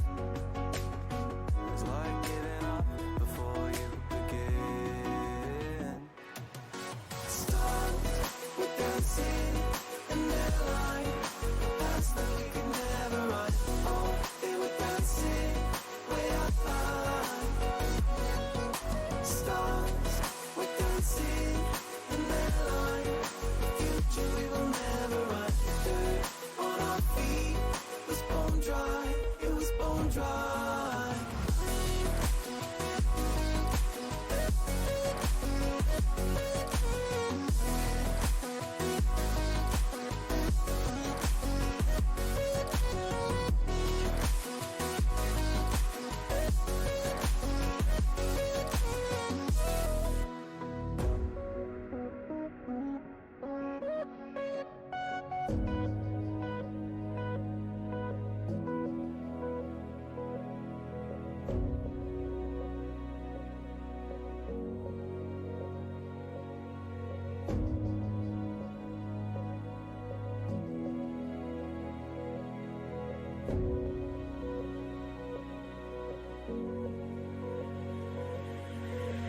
Thought another goal is all we needed.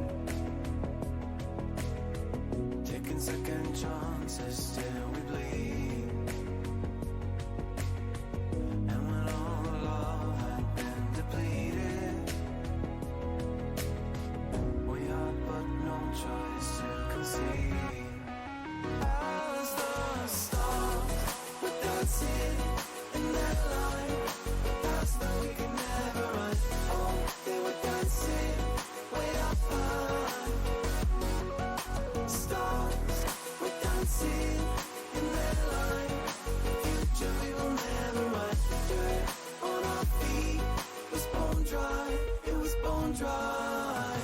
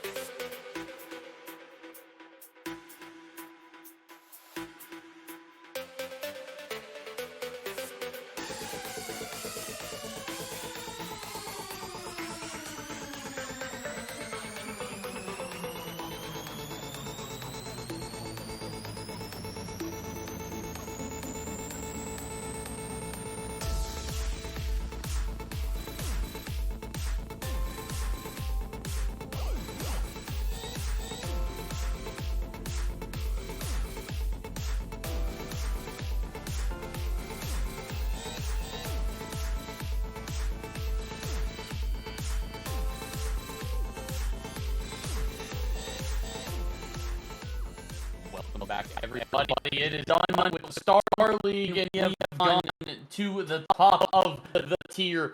Elite League up next. Huskies versus Owls, possibly one of the best matches we're going to see this weekend. KG fan is joining me. KG, how are you doing tonight?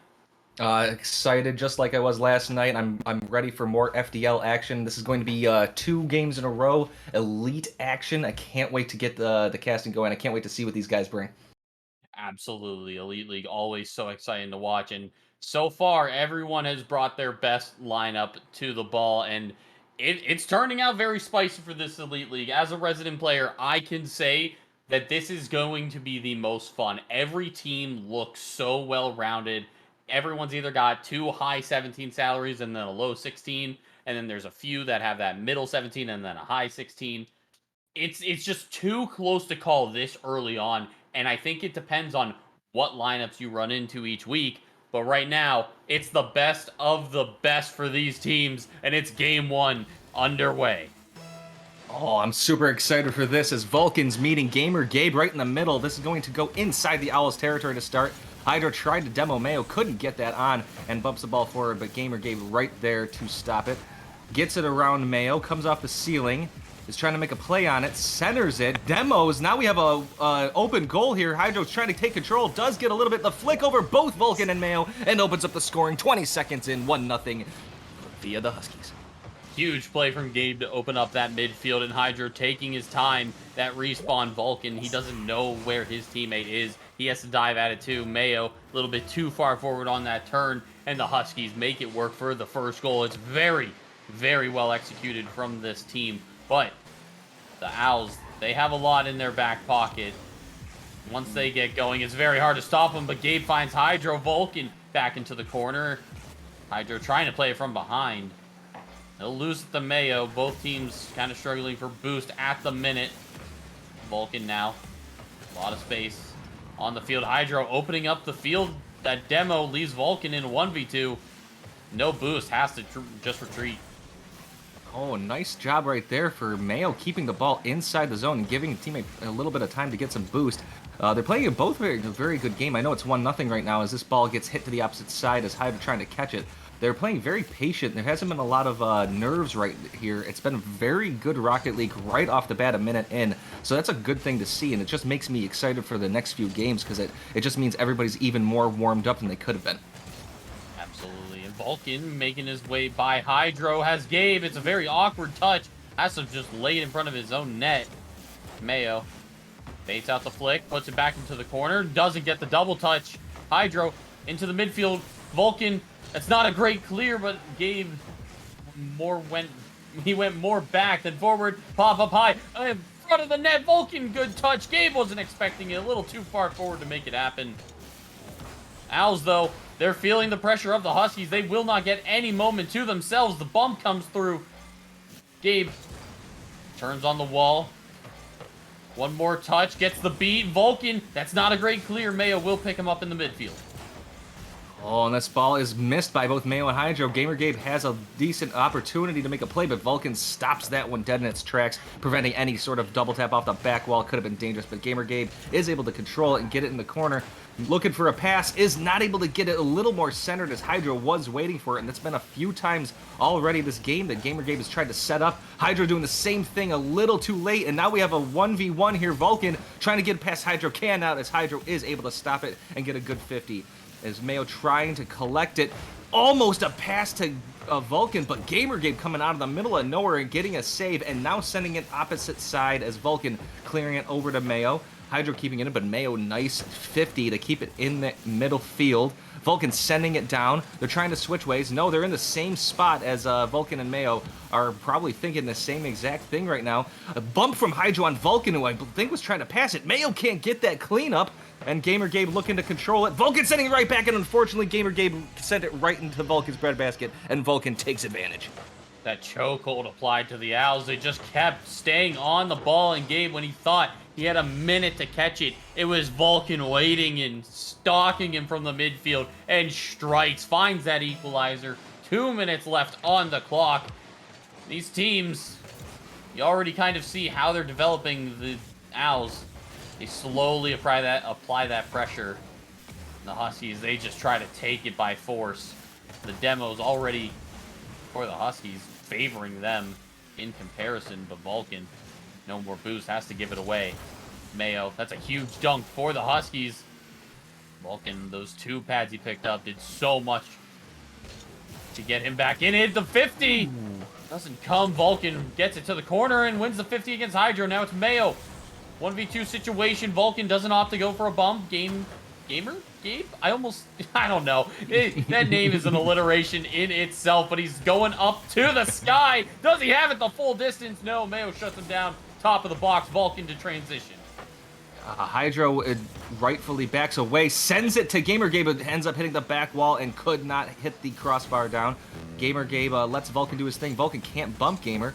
And unfortunately, Mayo's there really fast to get it. So we have under a minute to go. Both teams playing very well, although I would say Hydro and Gamer Gabe have been a little too close to each other, but that seems to be sort of their game plan is stay close and be aggressive.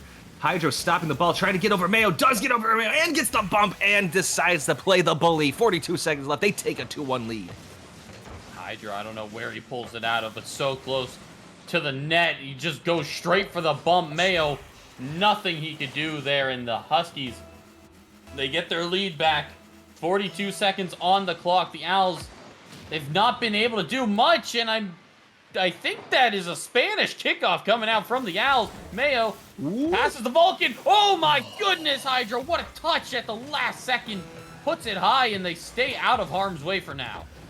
Oh my goodness, what a beautiful save. Vulcan looking for something here. Can't. Hydro and Gamer are right there thinking the same exact thing. Hydro gets it over Mayo. No, Mayo with a great save. And now trying to transition back, but no, Gamer Gabe is there trying to extend this lead. And Mayo can't demo Hydro. Is able to get it away from Hydro, though. Hydro trying to slot this, cannot do it. We have 6 seconds left. Vulcan looking to go upfield, throwing it to Mayo. No, Mayo decides to try to demo, and we don't have any time left. They keep it up. Can Gamer Gabe get it down? They do. And the Huskies take game 1 here at in the lead level. Sorry. Oh my gosh. The Gush? Oh, man. Speaking is hard today, especially for this game. But the Huskies, they just kept applying pressure. Every time they would rotate back, they would be on the Owls with the ball. It was a menace to play against, and Hydro picks 2 perfect opportunities to strike and makes it work for those 2 times. The Owls, they need a way to deal with that Huskies pressure while they're rotating back. They're always just going for the player. There is no time to breathe. And it's disorientating the Owls as they want to take it slow, methodical, play it from the back, but they're not given the opportunity to do so.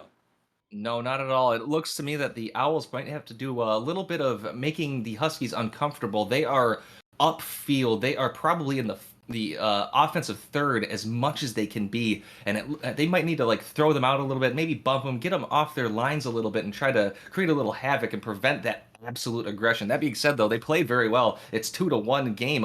The Owls are not out of it, and I look forward to the second game. Absolutely. If this Owls team can find a way to break through, there is no doubt in my mind that they are going to do just that and can potentially run away with a game, let alone the series. So, it's game 2. Vulcan and Mayo. The response, the ball is in your court. What is going to happen here? 5 minutes on the clock. Game 2. Starting off, Vulcan, early, quick shot towards net. Gamer Gabe going to drop down the Hydro. Huge clear. Mayo waiting in the midfield. First pop. Hydro has that defended well. Read him like a book. And I feel like that's just what the Huskies have been doing all game long. Yes, this has been a very good... they're reading him, like you said, they're reading him very well. That goes to show you how well the Owls are playing, considering that the Huskies are seeing what they're doing. Just like that, kind of pre-jumped Vulcan's shot and did realize it. Vulcan going the opposite side as the ball goes thrown, but he decides to go for boost over ball. Gamer getting involved for the double touch and slams it home. What a beautiful play, taking advantage of the boost over ball. So quickly on that transition, the bounce perfect. Vulcan just got that corner boost, thought he might have an opportunity to contest, but it was just that fast of a play. Gamer Gabe strikes with a beautiful goal to get the first goal here. Now the Owls, what do you do against this behemoth, this monster of a team that seemingly just connecting on every opportunity they get. Right now, it definitely is. Hydra's been very fast. Gamergame has been very, what I would say, patient, because Hydra's been all over the place. Although, again, I would say Gamergame's been all over the place, too. Vulcan with a nice hit off the ceiling, but Gamergame, I think that was Gamergame clearing that one out in a good clear. Vulcan trying to rotate back as Mayo throwing it down. Hydro chasing Vulcan, almost gets that demo, looking for that save, doesn't need to. Hydro's going to slot it, though, as the teammate was not able to get back in time. Too far away from that rotation as Vulcan was harassed bad by Hydro. Yeah, and I can't even blame Vulcan because he thinks Gabe's gonna get one more touch on that, but it never comes through, so then there's no save. And Mayo, by the time that they both are on the ball, he's at the midfield boost. It's just gotta be a quicker rotation back. That pinch doesn't have the speed to get to it, but dangerous. Trying to get something off a kickoff, and I think that is the one thing that I'd like to see, and I love to see that from Gabe.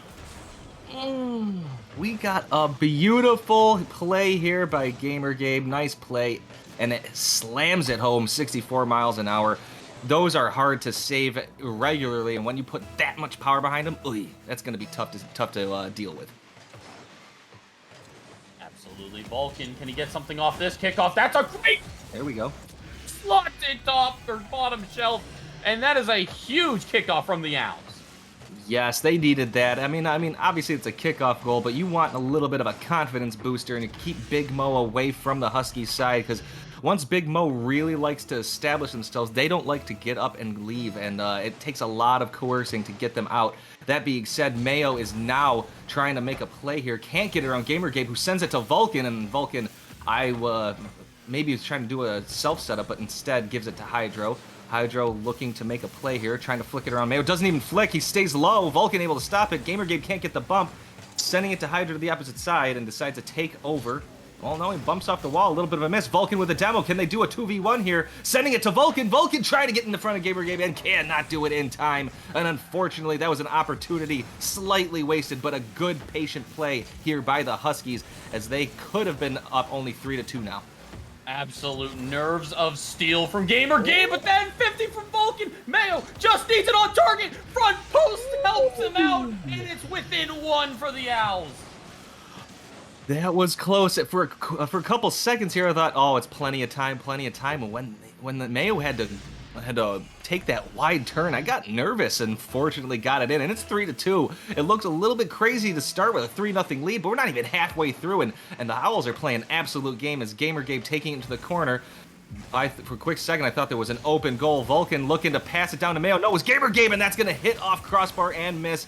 Gamergame keeping it in and giving Hydro a chance to get back as they need to, because the Owls are playing really well, and they've got a little bit of momentum on their side. Mayo with an open goal, and there we go. We tied it up, 2:21 to go. And that whole play stems from Gabe getting bumped by Hydro on the rotation back. Gabe in no position to contest that, like the Huskies have been doing all game long. Vulcan pops it over Hydro. Mayo there for the cleanup. It's a beautiful play by the Owls, and it stems off of a Huskies mistake. You won't find those a lot, but they are showing cracks in the armor, and that is what the Owls need to exploit whenever they happen, because they are not happening a lot. Gabe, ground pinch, just goes right to Vulcan, though. And oh my gosh, with some of the things that Gabe has hit this game alone, you almost think that might just fly in the net at Mach 2. And I would not rest on that. I would not sit back like, yeah, you can't do it. No, that's a definite possibility. Mayo looking to make something happen. Can't quite get it. We still have a 3-3 tie. Under 2 minutes to go now. Vulcan able to stop Gamergame's dribble. Hydro keeping it away from their goal as Mayo stops it now. Gamergame getting it right back in and putting the pressure right back on the Owls as Mayo trying to put a little pressure on Gamergame, and does. Vulcan taking over, coming off wall with it. Looking for something, but unfortunately it looks like they ran out of gas there as Hydro now taking it away and then Vulcan keeping it inside the corner. So the Huskies, the script has been flipped a little bit. The aggressive play has been pretty much all Owls this past minute or two, and it shows by the tying up after a 3-0 lead. They have a 3-3 tie. Yeah, I think the only thing that I would like to see from the Owls is changing it up. Vulcan has gone up with the ball several times. Great save from Mayo. But they're just not switching it up. They're not adding anything new.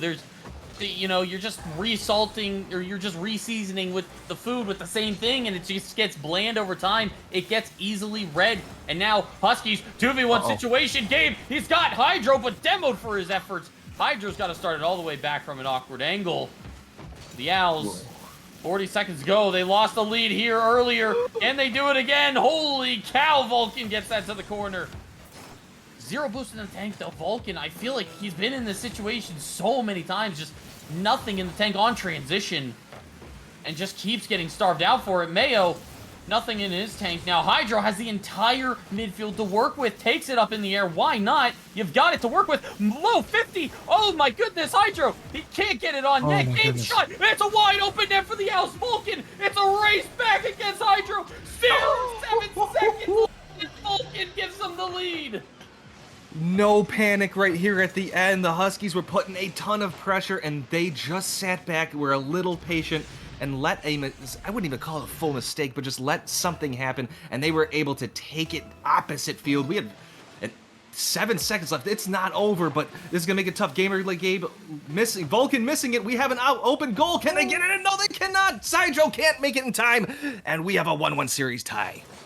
And with what Gabe has been shooting this whole series, or just this game alone, he got the double touch for the first one, then he got a ceiling shot, and then a wide open net. It's the pressure of that shot that just gets to people. Any other day, Gabe scores that 9 times out of 10. It's that one time that it matters. Huskies, so close, but Owls, they just had the response. It was 2-3 for the first one. It's 4-3 here. Elite League, while you might not get game 5s, you know every single game is going to be close regardless of that score line at the end.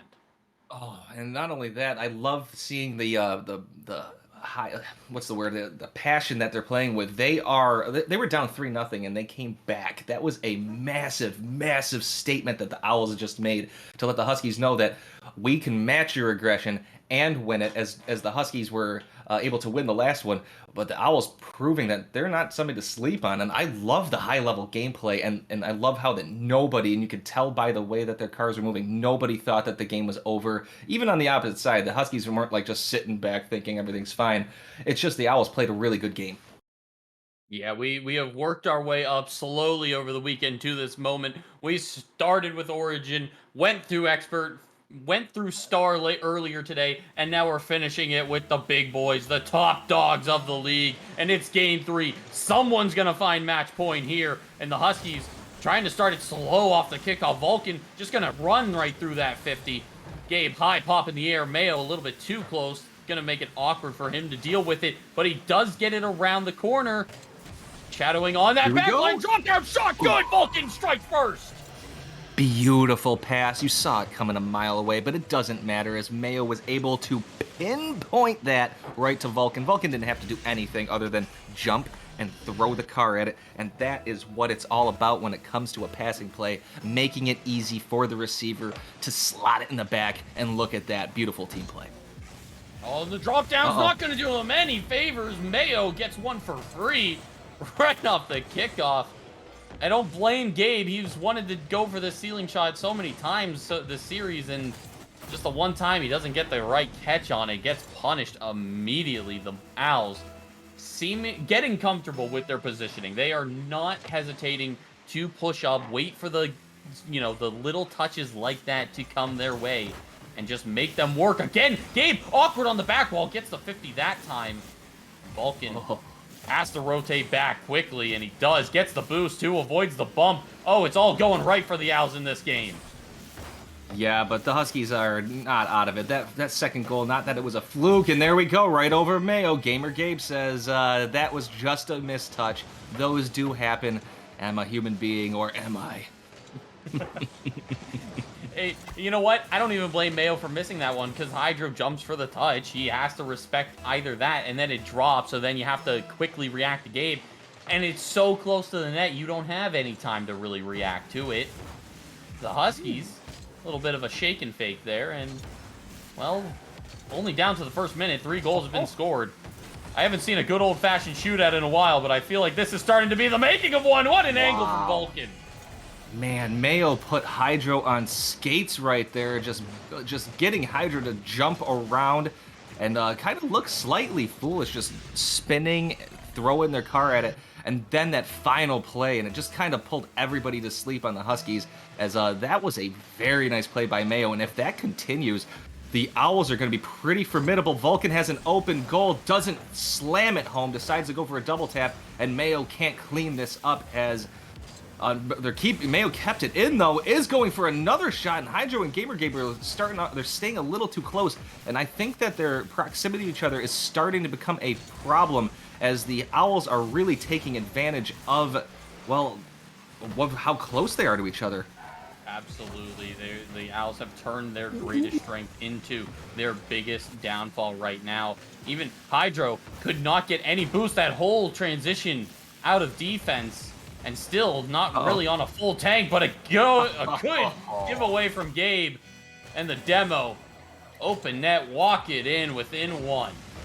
And Mayo overcommits a little too much, and the beauty of knowing what's up right there, demo, good team play, and there we go. That is called unselfish play, and I love seeing that when teams know what they need to do to get that goal. Vulcan and Gamergame meeting. Hydro trying for a self setup, gets it around Vulcan, but Mayo is able to read that as Hydro's trying to be slightly cheeky, nothing crazy, but definitely trying to change it up. Mayo going for goal, is not able to get it as Hydro pushes it away. Vulcan keeping it in, going off the ceiling, looking for a flip reset, gets it, and scores, and they've extended this lead 4-2. Oh, it's too beautiful to even talk about. Vulcan, all the space in the world, so graceful, so clean on the execution. That's how he extends the lead, and I want to watch it every day of the week. I cannot believe he's still putting on, like, they're just shooting so elegantly, despite the pressure, despite the speed that is coming out from both teams. It's amazing to see how much they actually can utilize the field, utilize everything in their power to get it done.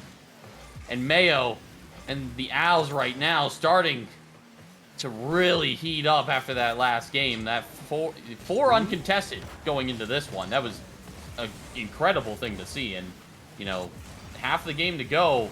The Huskies, they're not going away, but the Owls still look like they're in control. I agree. They definitely have momentum on their side still, even though it's a 4-2 game. Gamergame trying to make something. Hydro decides to come right at it. They're both at the back wall, but their speed has been able to keep them in this game mostly, as Hydro keeping it in. It's going to waterfall down, unfortunately. Hydro tried to bump Mayo, couldn't do it. Gamergame going to try to take control, but Mayo reading that one very well. Vulcan looking like they're going to chase this down. And no, they end up getting the boost and starving them a little bit, trying to turn around on that, and they do not get it. A demo by Vulcan on Hydro, but Gamergame able to clear it out and get it to midfield, and needing that one bad, as that was an open goal opportunity, but nobody could take advantage. Mayo keeping it in, but Hydro patiently letting that go, and Vulcan is there. Hydro's there as well, right off of that. Gamergame, this is dangerous, getting around Vulcan. Mayo is there to see it. Hydro's able to stop it. That could have been even more dangerous, and I'm not going to lie to you, I feel like the Huskies are playing with fire here a little bit. Absolutely, especially with how mechanical the Owls have gotten in the last couple of games. Vulcan flip reset does it all! He is an animal! Vulcan just showing off right now. The Owls have really taken it to him these past 2 games. I really don't think the Huskies are out of it, but what I personally believe is they need a goal pretty quickly. A, to stay in this game, and B, to get a little bit of confidence and momentum, because right now, oh no, as Mayo decides to take a page from Vulcan's playbook and say, if you can do it, so can I. The Owls are just on a different level. The flip reset dunk, top shelf. You gotta be a little quicker to it than that, Huskies, if you want to win. And 6-2, a minute 13. I feel like the curse is still alive, where someone runs away with it. No matter what game, what league we're in, everyone has run away with at least a game so far. The Owls, while we might not get a Brazil, have definitely come alive. A minute to go and 4 goals down. Huskies, they need to they need to stop the mechanics. They need to take away the air from the Owls. And you know what? A bird without the sky is pretty much useless. Yes, and that, not that all their goals have come from it, but like they've had a lot of pretty open opportunities. Vulcan, if you're able to get that flip reset, here we go. Vulcan sending it. Can they get another goal? They can. 7-2, 30 seconds left, and the Owls really are making a statement this particular game. I feel like they want to end this series as fast as they can. 4-2, you kind of thought that the Owls kind of had it going for a little bit. You scored one more, and that's when it starts to run away with it. You're down by 5, 30 on the clock. You have to play for next game at this moment. While a comeback of this magnitude would be crazy to see, it is highly unlikely with the caliber of Rocket League. The Owls are playing have Vulcan. If you don't think he's feeling it, that angle was so close to going in. Oh my goodness, I mean, I can't scream, but I wanted to right there. Vulcan trying to get that double tap, and it goes in anyway as the ricochet, the pinball moves here. All 4 players, it almost looked like, touched that ball in the last 5 seconds. Double hat trick, 6 for 6, 1,000 on the scoreboard. Vulcan showing up big in this game. I said on the pre-show yesterday, I think Vulcan might be one of the best, if not the best player in Elite League, and he is showing why. The Owls up 2-1. They dropped game 1, but it doesn't even matter. They're looking unstoppable right now. The beginning of the next game is going to decide whether Big Mo stays or leaves, and I feel like in this game, Big Mo was comfortable, and whatever the Owls were feeding was definitely keeping them there. I do not think the Huskies are out of it. It kind of looked like this is one of those games where they just kind of lost the control, and playing for next game was what they needed to do. But unfortunately, the Owls were like, yeah, I don't care if you think you're going to play the next game. We're going to score more, and we're going to take it to you, and they did. And you know what? I think what would benefit the Huskies a lot, that one fake play that Hydro had, where he just went up for it, doesn't touch it, and Gabe shoots it to the back post. I think the Huskies need more of that. They need sloppy, scrappy play that works, because the Owls, they're playing clean. They want space. They want you to take your turn with it so they can get it right back and catch you on that way out, and then they get all the space to work with. Huskies, they cannot let them do that. They do have one under their belt, and winning this takes us to game 5. And in game 5 situations, anyone can take it. That is completely up for grabs. But the Huskies, they need to make that transition now, because they've lost 2 games in a row. They need to bring it back where they started. Oh yeah, and that since they won the first game, that's good. But then if they win this game, is there going to be that all or nothing fatigue before the next game starts? Because that can happen a lot where teams they throw it all in at the end. Mayo, though, they're starting off right away. Even though that wasn't the touch they were looking for, they're starting off right away being aggressive. Hydro is able to grab it, throwing it up. Nice flick here. That's not going to go in. Gamer Gabe is able to go up, but is not able to read that in time as Vulcan stopping it. Vulcan not able to get that around Hydro. Hydro going for a bump on Mayo, is not able to get that, as well as Mayo now able to clean it to the opposite side. Vulcan going up from this pass, looking for a double tap, but Gamer Gabe is there to clear it out and get it down on the ground. Mayo reading that one well, and again, Hydro and Gamer Gabe are always together, and they I think really do separate out a little bit and give themselves a chance to see what the field has for them, as yes, there hasn't been anybody scoring in this first minute, but I don't know, it seems like the Owls still have some in their tank. What a huge flick from Hydro, but yeah, Gabe and Hydro, they're very in sync. I mean, so in sync that it seems bad. They're double committing on a lot of things. Vulcan, flip reset, doesn't get the musty. Drops a little bit too low to use it. But I've already liked what I've seen out of Hydro this game especially. He's getting some massive flicks, some good opportunities. The touches, they're not right back into the middle of the field. Gabe utilizing all the space given. Mayo having to start it from his back wall. Gabe drops it down, but it's a little bit too hard. Hydro not ready for it. Ooh. Shot dangerous off the back wall. Vulcan cleanup is good. Oh, that was almost a nice save, but Mayo right here with a beautiful slam against the back wall. Hydro couldn't quite get there in time, and Vulcan slotting it in 54 miles an hour. Pretty good shot right there. And you mentioned Hydro.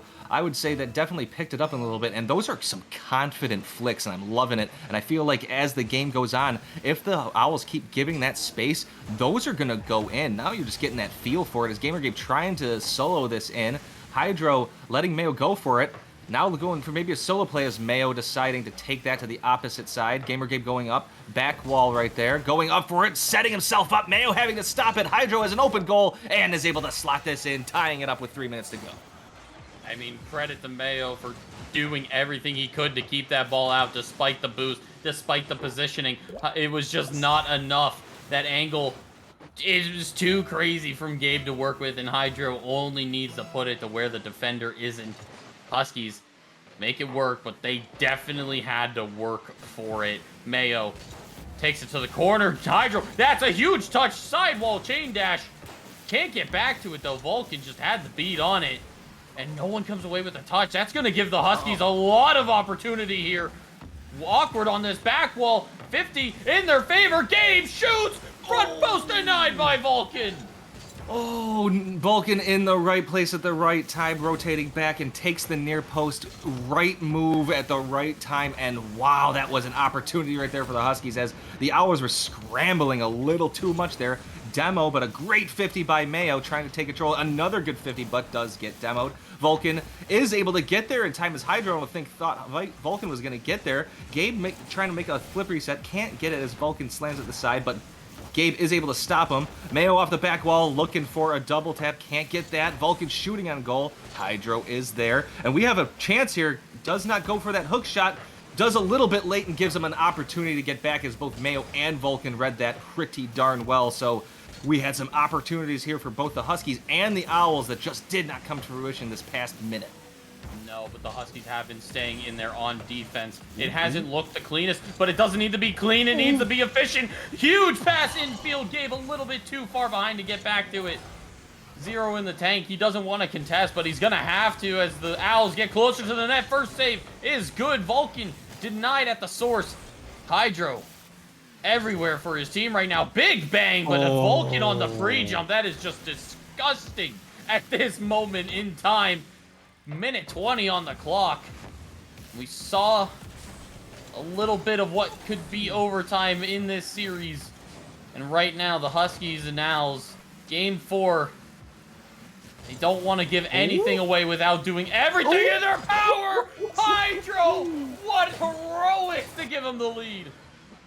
Oh, that is just a lot of H2O right there when you're trying to swim through it and you're a car, you can't do it. You got stalled is what you did by Hydro, and Hydro takes the lead, and the Huskies are looking to extend this series. There's a minute to go. There's still plenty of time, but I'm going to say this, even though the Owls are playing pretty well, the Huskies are really, really playing for that next game, and they're really wanting it, and I love to see the fight, and everybody as Mayo can't quite get that flip reset. Vulcan can't clean it up. Can Hydro save it? Hydro does get that amazing save, and Gabe looking for transition, getting it off the wall, trying an air drag, gets the air drag, and gets it over Vulcan, and gets the goal. What a set.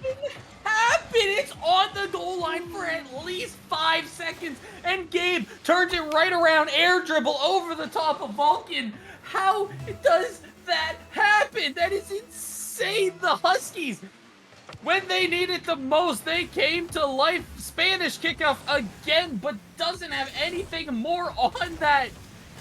The Huskies, I wanted to see more out of them, and they have just pulled out every clutch factor in the book. But the demo opening up space. Huge 50 from Gabe, gets it to midfield. And Hydro, where have we seen this one before? Tries to fake it low, but that last touch just ruins it.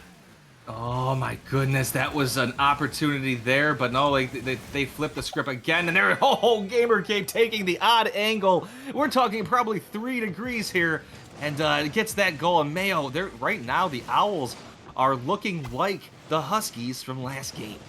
I love a good Doomsy dish, and Gabe delivers on it. 11 seconds. We're going to game 5. All bets are off. It is now crunch time for these teams. One of them is going to start off the season to an absolutely fantastic way to open it. The other one is not going to feel good, but Huskies bring us the distance. It took them 2 games to get back on track, but they finally made it. And that felt like a statement game for right there. That let the Owls know we're not out of it. And it's not like they that was a scramble to get a 2-1 win. No, it was a 4-1 win, and they played pretty well. Again, Owls I do not think played poorly. The Huskies, their shots went in, everything was crisp and clean. They played patiently, and that save at the end, nerves of steel. Didn't see too much panic as they were able to clear that and get the transition goal. You gotta feel really good about that. That is a momentum shift and a confidence booster. And all bets are off once it goes to Game 5. Huskies. That is what we wanted to see out of them. Owls had no opportunity, and I mean 7 shots for Vulcan and 6 saves. They were so even. 10 shots each and 5 saves to 6. How else can you call it down the middle like that? These two teams so evenly matched up. And it's all going to come down to the next 5 minutes. And, you know, maybe some change. I'd love a good Game 5 overtime. But these teams, you've gone the distance. You've put everything on the line. And there's only one more step to take, and it starts now. Oh, yes, and Vulcan is going to meet Gamer Gabe in the middle. This ball is going to stay midfield. Hydro can't get the touch, jumps off the wall, does get the end of the control, but Mayo demos him for the trouble. Gamer Gabe is able to keep it in and give Hydro a chance to get back. Gamer Gabe looking for their own play, but Vulcan says, no, get this out of here. I don't want what happened last game to happen yet again. Starting off this game, we're 30 seconds in already. It kind of feels quick as Mayo and Vulcan, they didn't have a double commit, but nobody there to clean it up. Gamer Gabe is able to get it. Hydro's able to clean it up after the crossbar shot, and we have a 1-0 lead for the Huskies. And from the start of that game, the Owls were just running on fumes. Hydro won a boost in the corner, and it was all over from there. Huskies controlling their opponent's half, and that is what leads to that first goal. It is great work, and it's honestly one of the reasons why Owls did so good in the second game and the third. They just had so much boost to work with. And now, the Huskies, they're playing boost over ball. They're making them question whether they can go for enough. Top shelf is good, Vulcan! Oh, we've learned you can't give Vulcan space. For anybody watching, don't give Vulcan space. Get up there as fast as you can. Make Vulcan uncomfortable, because if they've got a lot of time, they know what to do with it, and they've proven it. I think that's probably 4 or 5 goals that are very, very similar. That looks like a lot of comfort as Gamer Gabe trying to wave dash it in, does get the wave dash and extends the lead, so that was a short-lived tie. You blink and you miss it right off the kickoff. One of the, you know, as you get up in the skill level, you don't see it as much, but whenever it does, it never feels good. And the Owls took so much in them to get that last goal just to give it away like that. Huskies definitely not going to complain about it, but got to replicate it again. More is always better. Mayo trying to do something with that. Jumps, but doesn't have the angles. They'll bail on it immediately, and Hydro gets the entire space to work with. Vulcan hoping to spread the field yet again. Flip reset just gets out of his reach. Hydro and Gabe, 2v1 situation. Air dribble bump. Imminent. It's in the net. And I said don't give Vulcan space. Hydro's proven the same exact thing. Look at this slow play. Nobody going for it. And that's dangerous. Hydro's done it a few times where they've dribbled the ball, thrown it in the air, and said, bye-bye, defender. I'm going to send you into your own goal and let the ball creep on in. And that has been beautiful. Both these players are showing off and doing a good job. It's been a very, very good... I'll just stop there. They're just trading bombs back and forth. Vulcan, what is this double touch from that angle? Is disgusting. He's just making the entire Huskies team look like fools on the back line. It's awesome. I cannot clip things fast enough for what they are putting out. Clip central is what I was about to say, but like you said, it's hard to type that fast. I don't care what anybody says. This is hard to do. Vulcan's trying to maybe stop the bleeding a little bit. Gamer Gabe demoing. Hydro sending it back down. Mayo has to get up there as Vulcan's sending it back down the other side and giving maybe them a reprieve. That actually is not a reprieve as Gamer Gabe turns around. Mayo sending it right back in, now looking for control. Can't get it around Hydro as Hydro's 50s it back inside the Owl zone. Looking for a play here. sending it opposite side, but that's a little too far, and Vulcan is able to stop it. What a big shot! That is going to hit off back wall. That could have been absolutely nasty and extend the lead, but instead gives the Owls an opportunity to live another day. Near devastation on that goal had that gone in from Gabe. Flick, it's on target, but Gabe gets it away. Vulcan doesn't win the 50, and it's right back out to the Huskies' control. Hydro looking for that demo. Mayo doing everything in his power to stay alive, but Hydro gets him in the end. He has come to life in this game 5 and 4. Mayo hard on the back wall. Gabe, no touch. Mayo shot from post. Hydro, no way. Oh, Mayo, he gets the equalizer, but what a save it almost was. Oh, both teams want this. I love the fight. This is one of those prize fights where they're both swinging. They're landing some power shots too, and no one's falling. There's 2 minutes and 15 seconds. This is anybody's game right now, and we have Hydro and Vulcan to thank. Don't get me wrong, Mayo and Gamer are playing some awesome games, but look at this between Hydro and Vulcan. They're trying to do air flip resets and air drags from the opposite field. Gamer going for goal. Can't get it as Mayo is able to save it. They're going for some sort of transition goal as Gamer gets bumped, but this is going to be sent right back, and Vulcan get up in time. Does! Gets the save! What is going on? These people are playing possessed right now. I don't even know how Vulcan manages to get that one, but he's now out of boost. Mayo, he's running low as well. It is not a good look for the Owls, but they finally get past midfield. Hydro just goes for the net. Air triple bump again! He can't do it to him twice! That's illegal!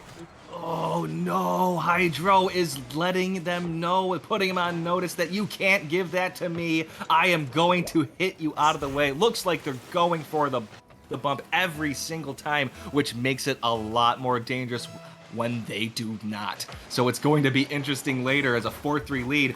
Oh my goodness, that pinch kind of almost went in. Hydro needed to get that out, but it is going to be interesting later if this game gets tied back up again, what Hydro brings to the table later. I cannot believe we got robbed of that pinch goal. That would have been insane for the equalizer, and I think on par for how this series has gone. Hydro, though, an absolute menace. Mayo over the top, Gabe. Weak touch, but he does stay behind it. Vulcan just driving in for it. Doesn't have much space to work with. Minute on the clock now. Ball drops straight down. Gabe clearing the line. Vulcan can't get back to it. Air triple bump again, but they stay alive this time. Gabe gonna fake out that shot. No boost in the tank though. Owls in a very precarious situation. Vulcan gonna send it across the net. Oh, but he doesn't get demoed for it. Hydro shadowing him in the midfield. Gabe finally pushing it to the side. The Huskies, so dangerous. Demo gives them a little bit of breathing room for the Owls. Mayo collecting this one, going for a hook shot. That's going to be centered. Can Hydro get up in time? Does. Vulcan deciding not to go for that. Vulcan now getting that one. That's going to be off the side, giving it to Mayo. Mayo slamming it right back up in the air. Gabe going up, hitting it forward.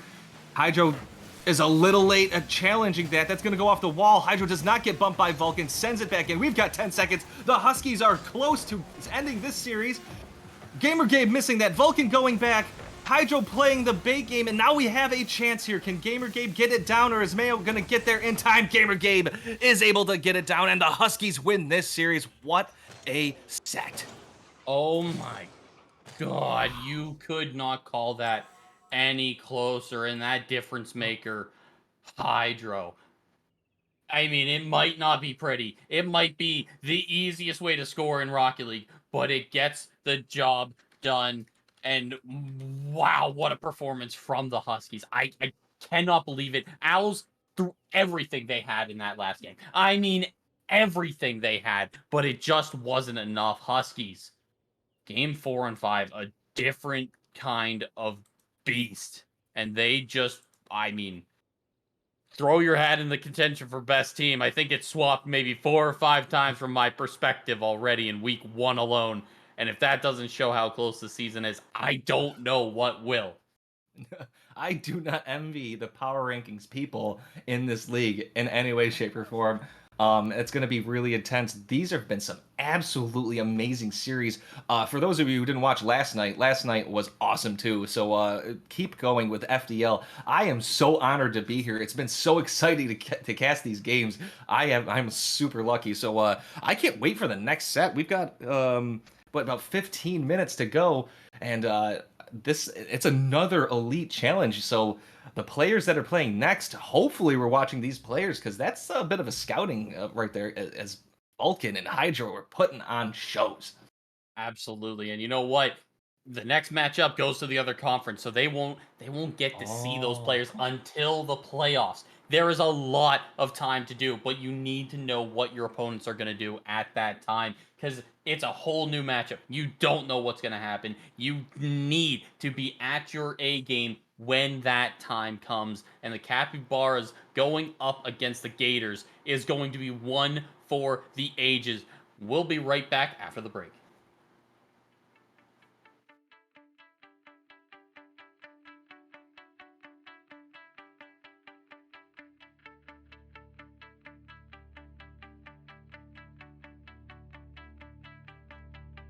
Dancing in the shadows, waiting for new light, being with you.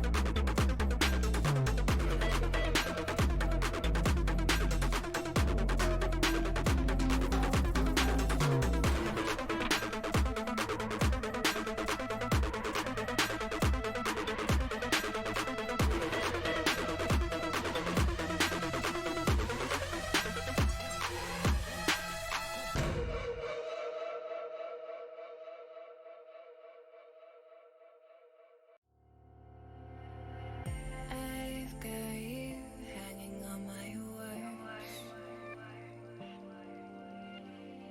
Taste so sweet even when they hurt.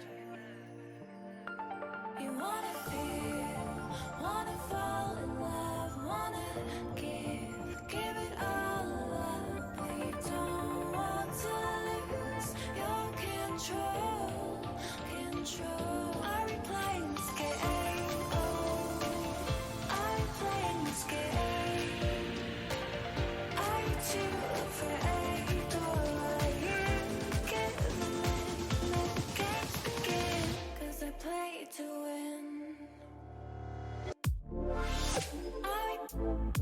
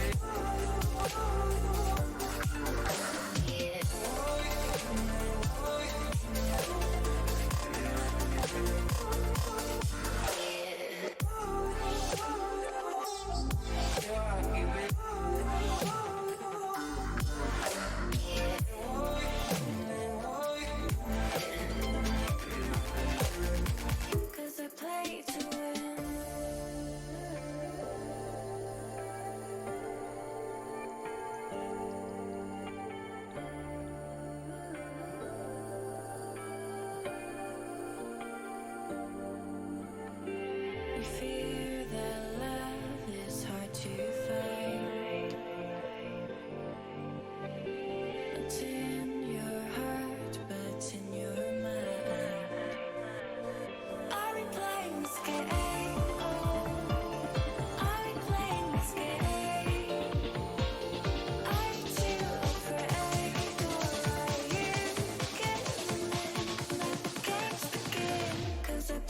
to win.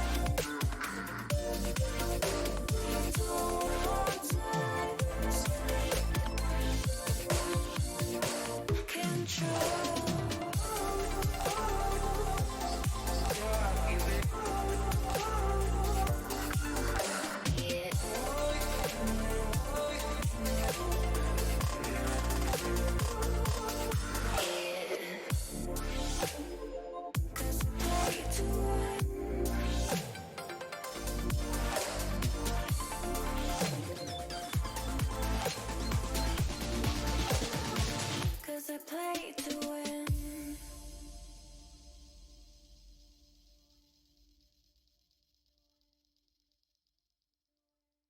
Infinite power, infinite power, infinite power, infinite power,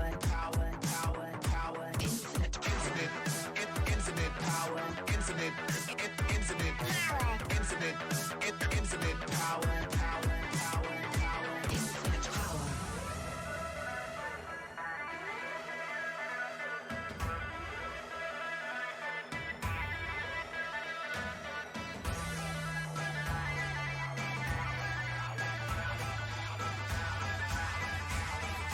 infinite power. Infinite power.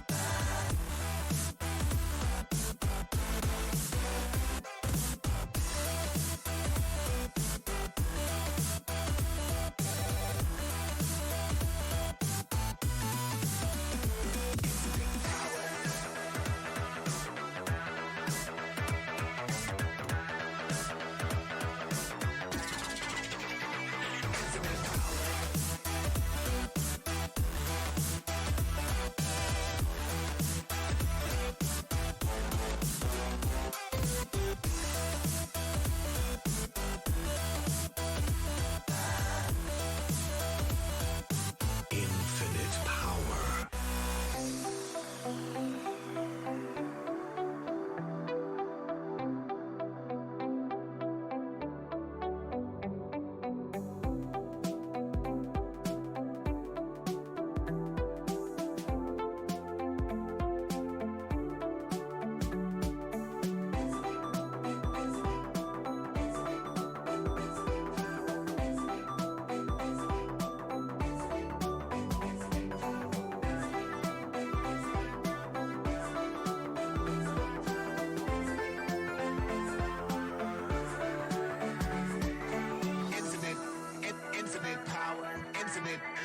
Infinite power, infinite power, infinite power, power.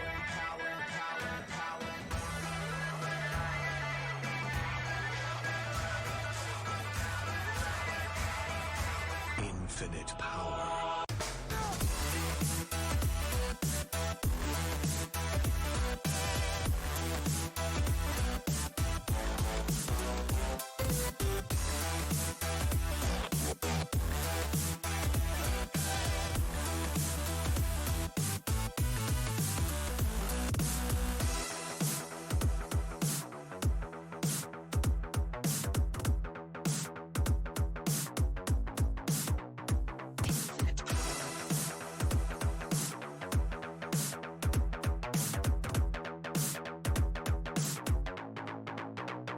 Infinite power.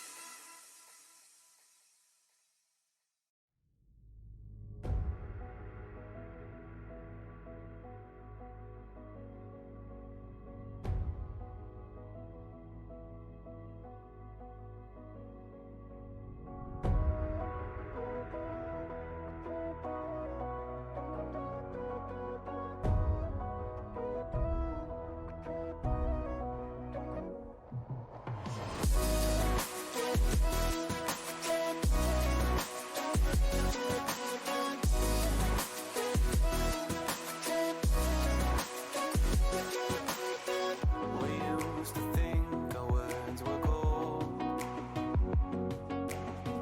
that our blinded hearts could withstand cold.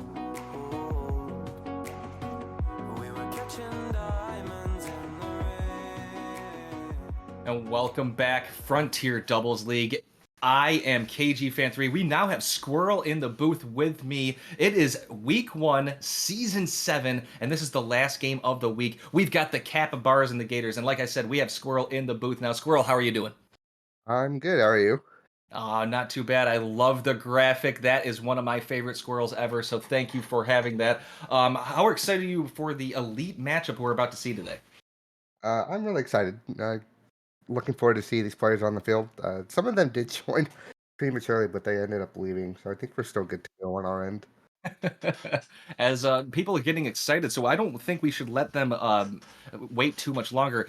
From the last series we had, the elite play was awesome. They went to all 5 games, and I'm actually looking forward for this to happen again. And personally, best of 5s are always the best because I love just continuing to cast Rocket League. Squirrel, what do you think might happen today? Based off of Twitch chat, apparently Chrono's not playing, so we'll see how it goes. I don't really know much about Elite League, but if I'm gonna root for a team, probably be the Capybaras because Capybaras are kind of cool. I agree with that one, and I think anybody when they're ready, I think we're ready to go. That being said, right now the Capybaras, looking like they're the underdogs, as the Gators have plenty of fans on their side going by the predictions. So it looks like we might have that. That being said, last game it kind of was anybody's, and the Huskies and the Owls end up playing a great series. So this one should probably be the same if the elite tiers have been anything to see by the past few games. This is going to be an awesome season, in my opinion. Oh, 100%. I'm ready to get these players on the field whenever you are, KG. Oh, I'm ready. Let them know so we could get this going. I am excited for 5 games, please. Unless anybody on the opposite team doesn't want that and they need to go have some food or something. I don't know. That being said, I hope that my caster curse wins the day, goes into overtime, and gets all 5 games going. So we've got Corto meeting Xanax, in the middle. That's going to be hit by Cool into the Capybara side. Feed getting this one and trying to control it. Corto stopping it. Xanax turning around as Cool decides not to go for that one. Probably a good move. Xanax going for what looked to be a kind of a hook shot that doesn't go anywhere. Cool going for goal. Feed doesn't go to get that. 20 seconds in, and we have a 1-0 lead. What a good play there. Yeah, Cool. Able to read that bounce. Both, I believe, Capybaras in an awkward spot, giving the Gators a 1-0 lead here. Just under roughly 20 seconds here. Cordo is able to stop that in the corner, prevent Feed from doing anything crazy as he passes it up to Cool, who again decides to stay away from it. That ball's going to roll up the wall. Feed is going to take this as Cordo and Cool backing away in time.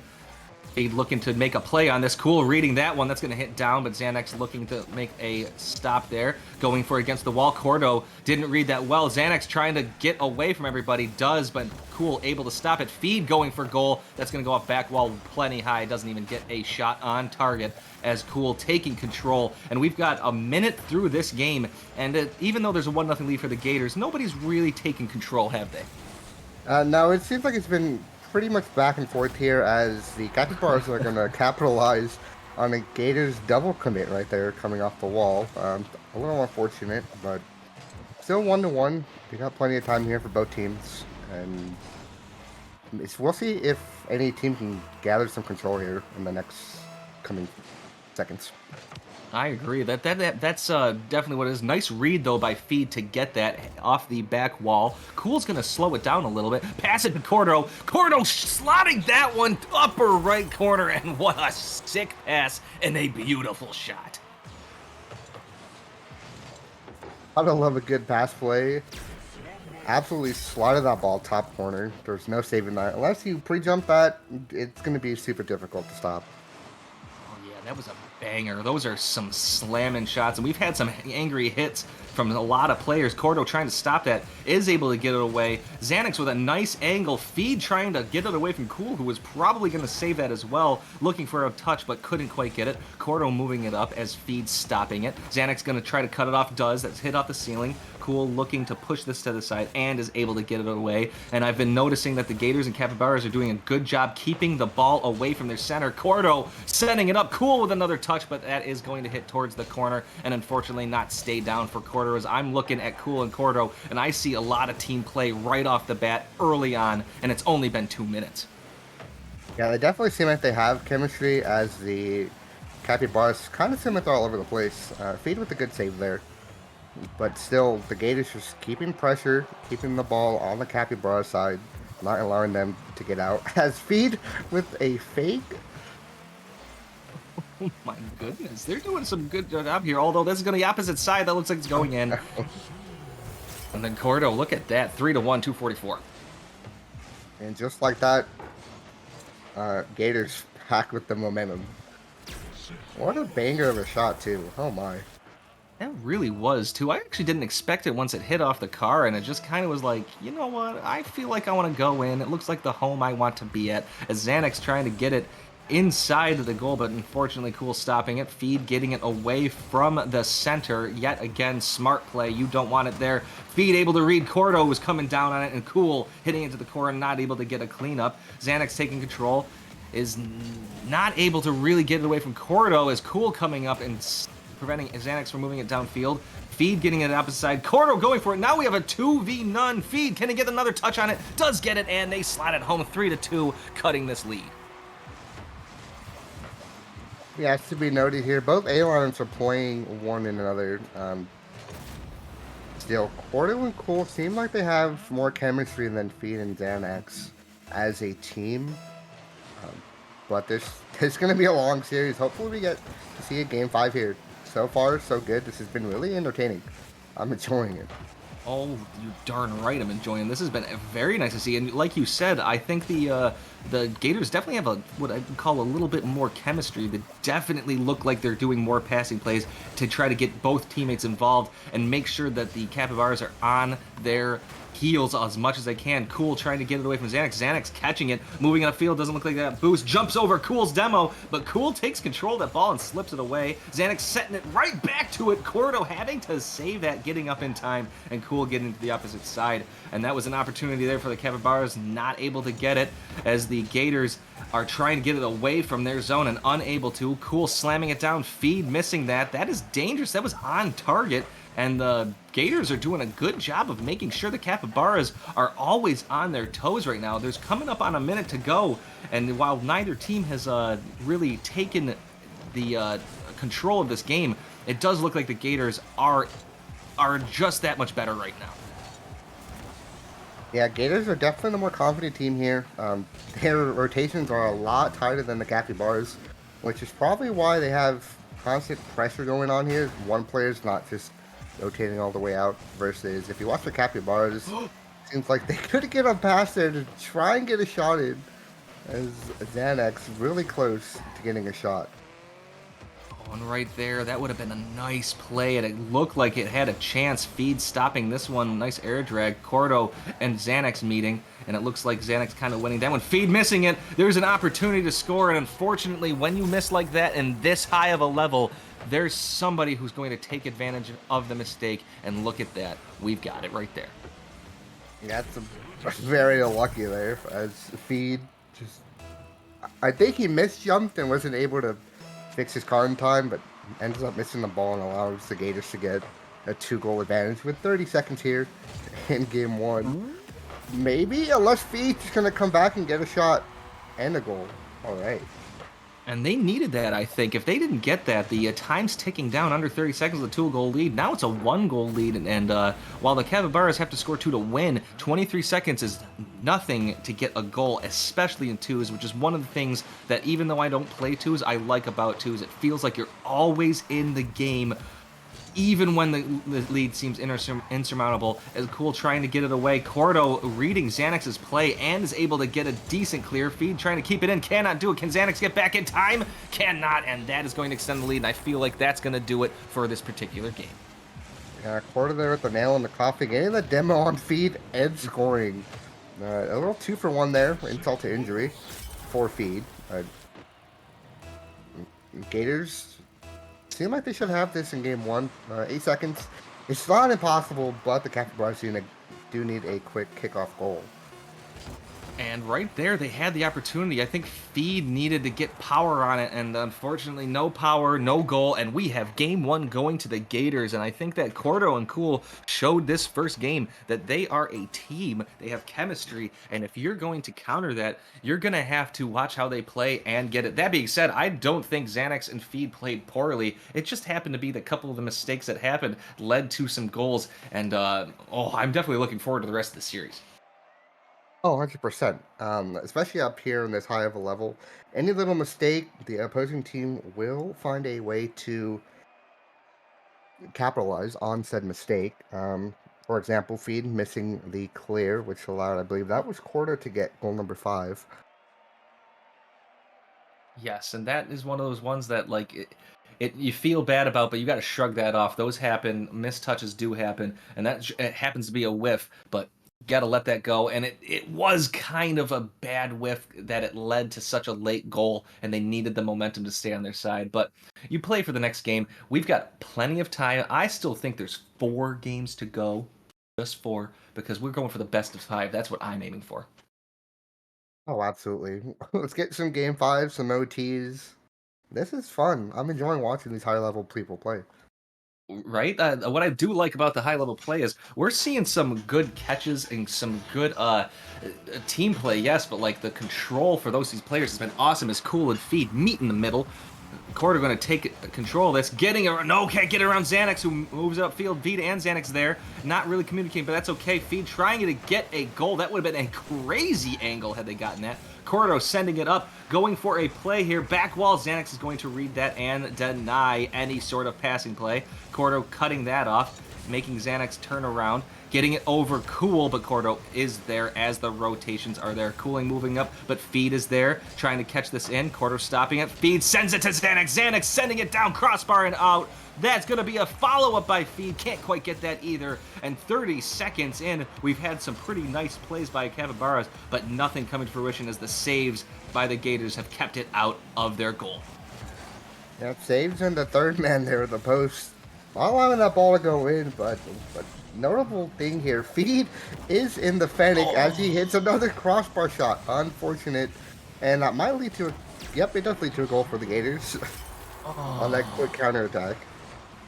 You gotta feel for the Capybaras right now. Those were 2 opportunities that unfortunately were a little too high. Just maybe you just gotta try to get the ball and keep the ball down, but that's okay. There's 4 minutes to go. It's a 1-0 lead, plenty of time for the Capybaras to get back in this. And as you can see, they've had the opportunities there. They just need to make that ball true, make those shots on. As Feed can't get it around Cool. Cool's going to try to control this, can't do it. Xanax keeping it up, going off wall, looking for a push-up field, and does, but that doesn't really get anywhere as Cordo getting it into the corner. Feed actually slapping it around Cool. This is gonna go in if Xanax gets there, does get in the time. We have a tie game, 3:41 to go in this game.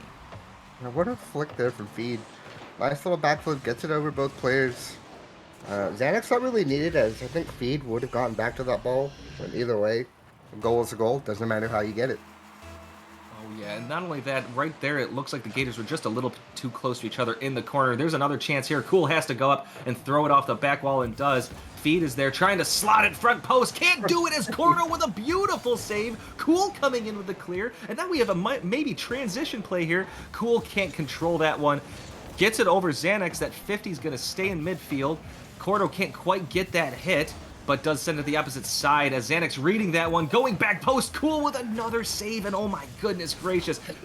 Excuse me, the Capybaras can't quite get it in. Feed keeping it back in there. The aggression is still there as Feed centering it to Xanax. Cool gets in front of it, preventing anything, and Cordo finally clearing it out. There's 3 minutes to go. We have a tie game, and my goodness, the action was pretty on fire right there for a minute. Yeah, definitely a lot of pressure here coming out from the Capybaras in Game 2. But the Gators having some really solid defense as shooting still kind of playing the Capybaras. Another shot off that backboard from Feed as he gets another backboard shot. My gosh, they are not going to like the backboard after this. Is not going to be their friend. Feed looking to make a play. Gets it under Cordo. Does get it under Cordo. Looking for a wave dash, trying to demo, can't do it, and oh my god, the demo come way too late as great patience by the Gators prevents a goal, and now going for the transition. Can they get this off back wall? They do. They don't even need it off back wall as that bounces and goes in an unfortunate series of events for the Capybaras. Yeah, Feed nearly getting the block there off that left wall. But Cool, just out of reach, takes that nice bounce right into the crossbar. Hopefully the Capybaras can get some luck on their side with the crossbar, as it seems to not be their friend right now. No, and you can't let that discourage you. Feed going for it, can't quite get Cordo. Xanax is right there, going for a shot. Unfortunately, way too wide. Maybe a little bit of panic right there. Great demo by Feed. Xanax looking for a pass, does get it, and the demo, but unfortunately, Xanax was there to save their own goal. Great demo, but unfortunately not there. And like you said, the luck is not on their side right now as the Capybaras do give up the transition goal 3-1. That's so unfortunate. Got the demo, but I believe that was Speed that took the shot. Out of all the places to hit it, bounces it off his teammate's Octane. That is just so unfortunate. Yeah, that's right there. You get again. That's another one to shrug off. Those do stink. Those make you feel bad. We have a chance at goal, but great stop by Cordo. Cool, not trying to turn on it. Doesn't quite get there. That's a center. Cool is able to stop that. And the ball is going to be kind of harmless right now. Feed trying to get some sort of play. Gets it around Cordo. Cool is there. Is Xanax able to stop that one from being a shot? Xanax trying to turn on that. Does get that dunk over Cool. Can Cool get the touch? Does get a great touch to push it to the side as Xanax was barreling down, and the panic is not there. Xanax able to get this one. Can bump Cordo out of the way, and no, my goodness, the post is not there, friend. The crossbar is not there, friend. Xanax going up for it, but Cordo able to stop that, and my goodness gracious, the Capybaras really don't have any luck on their side. Definitely not. They're hitting everything but the net, it seems. They're hitting each other, backboard, post, you name it. If it's not a net, they will hit it. No, and that angle was almost there. If that gone in, that would have been just unfortunate for the Capybaras, but there is still time here. They put a lot of pressure on. If I'm the Capybaras, I would say, we got this. Let's keep them on their toes. The Gators have a 3-1 lead, but they could easily be tied or even low. Cordo trying to get it around, does get that, prevents anything from happening. Cordo can't read this as Xanax decides to go for boost instead of ball, not keep up the aggression. Feed keeping it in. We're under 30 seconds left here. Xanax can't get it in. Feed keeping it in, though. Are we looking for a double? No, we don't get that. Cordo is able to clear it, and things are getting a little awkward for the Capybaras as 10 seconds coming up on this clock. Yeah, it's either all or nothing. You can't afford to sit back. Possibly, by the looks of it, yeah, they will be down 2-0 in this series. Gonna need a reverse sweep. It's definitely possible the way they played. Just gotta fix that shooting issue. Yeah, the shooting issue right there. These shots have been very powerful and good decision making. Just not quite on target, not enough control for the Capybaras to get this series tied. That being said, if I'm the Gators, I can't sit there and go, we're doing fine. I'm thinking to myself, we got to keep up the pace of play because if we slow down, I feel like the Capybaras could pick it up. But what a series so far, even though it's a 2-0 series win, the Capybaras are just a few shots away from really being in this series. Yeah, 13 shots here in Game 2. If they could get their shooting situation under control here in Game 3, and hopefully the rest of the series, if we see it past this game, it's going to be a hard time for the Gators. They're playing some solid defense, but still, I think the Capybaras have better pressure. Well, at least in this Game 2. Game 1, completely different story. I agree with you. The Capybaras have a lot of pressure. They put a massive amount on the Gators, which goes to show you how well the Gators handled it. Not a lot of panic, not a lot of just throwing their car at the ball. They played a really good game, and that defense is formidable. That being said, again, there were plenty of opportunities for the Capybaras to score. They just couldn't get that ball inside that little rectangle to get that number to change, and it was a 3-1 win for that one. That being said, again, lots of opportunities here. There's still plenty of time on the clock, and I still feel like there's still 3 games to go for this series. Oh yeah, definitely doable here from the Capybaras, as they're going to start off hot here. Getting a wide shot, but still a shot nonetheless. I don't think it registers. Definitely didn't. But they're keeping pressure, trying to get an early goal here, trying to start off this game with a statement.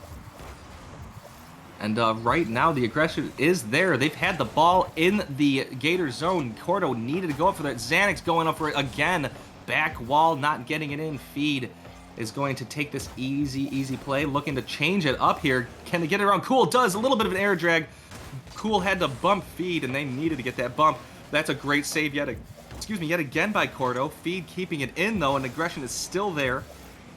But the patience by the Gators is there yet again. Cool flying up to the ceiling. Xanax reading that. Feed trying to go for it, but Cordo stopping it. Cool turning around. Can they get a pass here? Xanax stopping. Feed able to get the clear, and Cordo trying to keep it down. Feed looking to push it up. Doesn't have any boost left, I don't think. Cool losing the 50, and that ball's going to go back into the Gator zone and give the Capybaras a chance to breathe a little bit. Yeah, a little risky on that double commit. Luckily for the Capybaras, the Gators were unable to score, but definitely not something you want to see when you're such low boost and on your own goal line. See, if Feed can get this ball out, unfortunately, bounces a little too hard off the nodes of that Fennec, allowing the Gators to possibly try and get some more pressure here. This ball hits off the ceiling and throw people off. Xanax looking for something, passing it. That's a little too spicy. The pinch was a little hard. Feed couldn't quite get there in time. Feed maybe looking for a pass. Doesn't go for the pass, and I think ends up going for a shot, which Cordo is able to save. Xanax trying to stop Cool. Cool is getting the 50 win, but Feed is able to clear it out a little bit, although it's still in the Capybara zone. Xanax has a lot of time to clear that out. Cool going for goal off of the save. Feed getting it in the air. Xanax coming up the wall and does get the clear out, and nobody on the Gator side decides to go for that one. It's still 0-0. There's 3 minutes to go in this game. It's a 2-0 series lead as Feed going for goal. Cordo has plenty of time to get there. Does get it. Feed can't do a follow-up, and that was another opportunity for the Capybaras. Just couldn't quite get there in time. They're just a little bit away from making these plays. Yeah, this game 3 here is a lot closer. And it looks like it's possibly going to come down to one mistake from either team. Don't know which player is going to be the cause of said goal, but you do not want to be said player, as the Capybara is still trying to get this goal in. Again, passes are there, shots are there, but they're either off target or a Gator's just waiting to save the ball. We got a shot by Cordo, but then it goes wide right and not end up actually getting a shot, but definitely kept the Capybaras a little honest right there. That ball's going to go opposite side. Feed trying to get a center, and he doesn't get the center. He ends up trying to get it around Cordo, but Cordo reading it very well. Xanax stopping, gets bumped, is going to go back into goal. No, he couldn't recover his car. Feed, that ball's going to roll up Feed, but Feed is able to recover in time and get this away. We're coming up on a minute 45 to go in this game. It is a 0-0 tie, and the Gators are looking to end the series right now. That's a shot on goal. Xanax bumping Feed, trying to get it away from Cool. Cool's hit ends up getting it into the corner. Cordo, that's going to be a center. Feed going up for it, very aggressive. This is going to waterfall down, but nobody there to follow that up as Cordo able to get the clear out. So a minute 30 in this game. Cool going for a play here. Feed able to stop that. Cordo keeping it away from their zone. Xanax moving up in the 50 is going to get it into the Gator zone right now as we're coming up on that minute, and it's getting into crunch time as the Capybaras need a win to stay alive, and the Gators want a goal to win this series. Yeah, if neither team gets a goal here, we're going to be in overtime, as this might be the shot. Xanax able to get it. Can Xanax get the counterattack going? Unfortunately, Cool able to get back just in time. Keep this game here at 0-0. This is getting intense. Yes, it is. It's anybody's game. Who's going to give it up? That's going to go over. Cool. Can Cool get there in time? It doesn't go. It goes wide anyway, and none of these shots are hitting the back of the net. They're just not quite there. Xanax going for it off the ceiling. The waterfall down. Xanax takes the lead, 37 seconds, and do they have enough in the tank to get this series extended? And that's what you want to see if you're a Capybaras fan. Finally able to get a goal here. Given 37 seconds left, still plenty of time here for the Gators to come back to score a goal. But if you're the Capybaras, I'd probably say try and keep the pressure up. Try and keep the Gators on their side of the field for the remainder of this game, as Xanax gets bailed out, and there's Cool for the tying goal. Oh, there we go. A nice slot here by Cool, hitting it back post because Feed's overcommitted just a little bit. And there we go. We have a tie game. There's under 30 seconds left, and I feel like the rest of this game is going to be action-packed because both teams want to get this going. That's going to go into the Gator zone. Cool's going to have to stop it. Gets demoed, and it's looking like we've got a slight 2v1 for a second. Feed looking for a bump, but Cordo's getting away from it, and that was an easy defensive play. Cordo's going to send it to the opposite side, but Xanax turns nice and easy. Feed looking for some sort of play, goes for goal. Cool going up for it, is able to get to the opposite side. We're under 10 seconds. Feed centering it. Xanax turns around and for good measure lets that ball go in, and we have our first overtime of the night. I love a good overtime. It's all or nothing here for the Capybaras. One goal will send us to game 4 if they are the team. If not, the Gators clean sweep here against the Capybaras. But by we no go. means, excuse me, but by no means the Capybaras definitely have been putting up a fight here in this whole series. Oh, yes, they have, and they definitely have a chance to win. That was an opportunity right there. Xanax going a little too far past, a little too spicy on their boost. Feed's going to catch this. Can't get it around Cool. Cool looking for another play. Xanax gets back in time, and the rotations for both teams this game have been absolutely awesome. Cool looking to control, can't quite get the control. I don't know, Corridor decides to send it. Now we have a scramble here. Nobody going for it yet again as Feed and Xanax decided to both come off, and that was dangerous. Feed maybe they were passing. No, it was a self-play. Corridor reading that one, and oh my goodness gracious. This is an action-packed 1 minute here. Pass down, that's gonna ball hit the ceiling. Can Xanax turn on it in time? Does. That's gonna hit off Cool's head. Feed going for goal here. Can Xanax get in front? Does, and we have a series, a win for the Capybaras finally. What a shot from Feed. Slotted that bottom left or bottom right corner. Just out of reach of Cool. We're headed to game 4. Yes, You love to see it. Oh, you do. You're darn right. We love to see it. And where that placement was, gets it away from Cool, who had tons of momentum. You're not going to catch up to that ball when it's pushed that far away. And we have an awesome, awesome game right there between Xanax and Feed playing it. They're actually both teams the stats are relatively even. And man, this series could go anywhere. Although the ball is in the Capybaras court to really put the pressure on the Gators.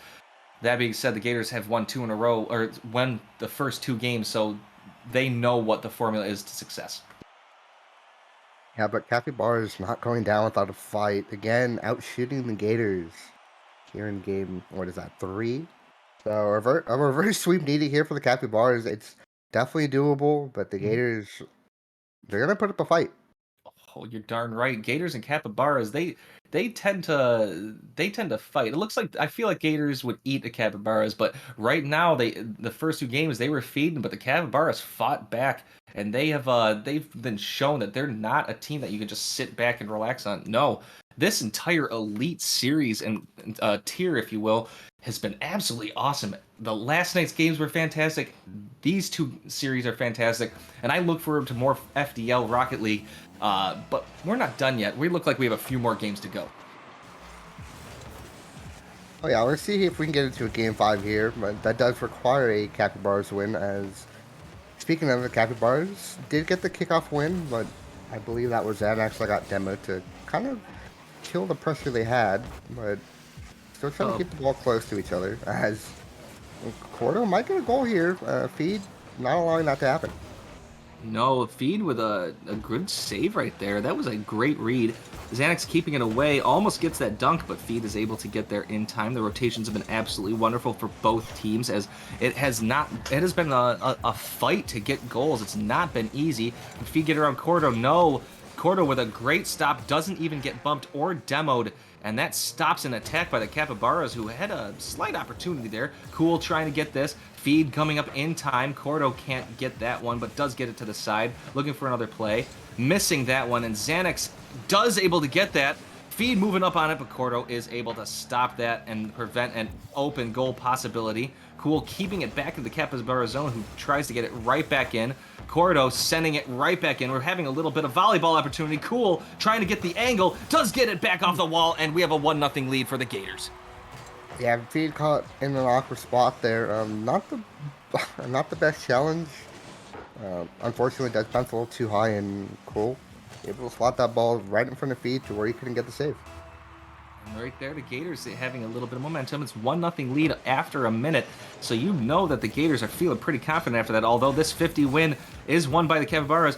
Feed getting away from the bump, trying to get in front of Cordo. Cordo with a great defensive play, and the follow-up doesn't go anywhere. And right now, the Gators are playing really well, even though the Capybaras aren't out of this. It feels like, and then as I said that, a great demo. Fun. A great read. Yeah, I want to shot there from Feed. Cool nearly spawned in time to get the save. Nearly. But unfortunately, that demo is what gave them the opportunity. And there's a 1-1 tie, so that's what the Capybaras needed to stay in this. We have still plenty of time on that clock as Cool looking for a solo play. Tried to get the flip reset and kind of almost does, but lands the car on the ground a little just before they got that opportunity. Cordo gets it away from Feed just in time, who is barreling down, and I love the aggression by the Capybaras right now. Feed trying to get this pass. Xanax getting back. Cool getting bumped by Feed, so Cool not able to get a good, solid, clean touch off of that. As we have under 3 minutes to go, Cordo going for a goal, but it is going to be wide, an odd angle, but that would have been a sick goal as Feed getting it away from their goal. And yeah, both teams are just kind of playing a back and forth this game, as I've seen a lot of volleyball action. Yeah, a lot of back and forth, big clears, big booms. Let's just see where these teams try and get something going here. Trying to keep the ball a little bit closer as Xanax trying to get the ball mid. But neither Cool or Xanax going to go for that ball, and Feed gets the shot, but what a save from Cordo. Uh-oh. Cool coming for it. Feed able to stop it. Oh, great saves. The Gators have had some pretty gnarly saves today. The Capybaras have had opportunities and had good opportunities.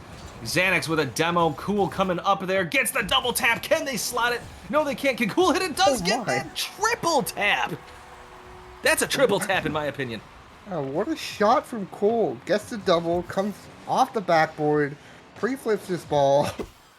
Oh my god. I know that's not a conventional triple tap, but they hadn't landed yet, so that's why I'm calling it that. That's my triple tap, because I don't think I could do one. That being said, that doesn't matter. Cordo going up for it. No, Xanax is there. And just like that, can Feed get there in time? Yes, they do. Reading it, and unfortunately, I thought that wasn't going to happen, but we do have a 2-2 tie with 2 minutes to go in this game. Yeah, it took a weird bounce off that post. Luckily, Feed just able to slot that inside of the other post. But yeah, no, that was definitely a nail biter there to see if Feed would get that ball or not. Oh, I agree. I actually thought it was going in to begin with, and I kind of sat back like, that's fine. Cool going for an air drag. Feed able to read that one, and Cool, oh, looking to show off a little bit. I'm loving the confidence for both teams, as both teams do not want to end this. Cordo is going to get that 50. It's going to get to the opposite side. Xanax trying to control it, looking to make a play here. Can they get it on Cordo? No, Cordo is going to deflect to the opposite side. Feed controlling it, getting away from the Xanax. Feed trying to make a solo play, but Cordo is there to stop it. No shot on goal there. No. We've got an open goal here. Can they get in time? Demo by Xanax, and that gives Feed a chance here to stop it. And there was another opportunity for the Gators, but the fight for both teams has been absolutely wonderful, and they're both reading each other very well, and they both don't want to lose this game. Capybaras here definitely keeping some good pressure. Xanax, and see what he's going to do here. Try and get this ball to Feed. Unfortunately, Cool in the way. Feed does get boost, does get ball, but that could have been very bad if that 50 went any other way. Yes, Xanax playing a little bit of bully ball, getting it away from Cordo. That's going to go opposite side. Cordo looking to catch it. Does not get that catch, and that ball's going to go to Feed. Feed faking a hook shot. Cordo hitting it to the side. Feed trying to take advantage of it. Can't quite get the flip reset. Feed bumping his teammate. They're both in the same spot. Oh, Cool can't get that. A demo on the back end though, but unfortunately doesn't come in. We have 30 seconds to go. It's tied here. Gators are up 2-1, and the Capybaras are looking to tie this up as Cool not able to get the flip reset. Yeah, Xanax gonna get the shot a little bit wide. Feed possibly gonna get this back mid.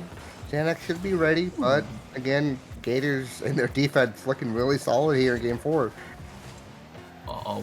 The chance here. Great bump! Great bump on Xanax from, I think that was Cordo. Yes, it was.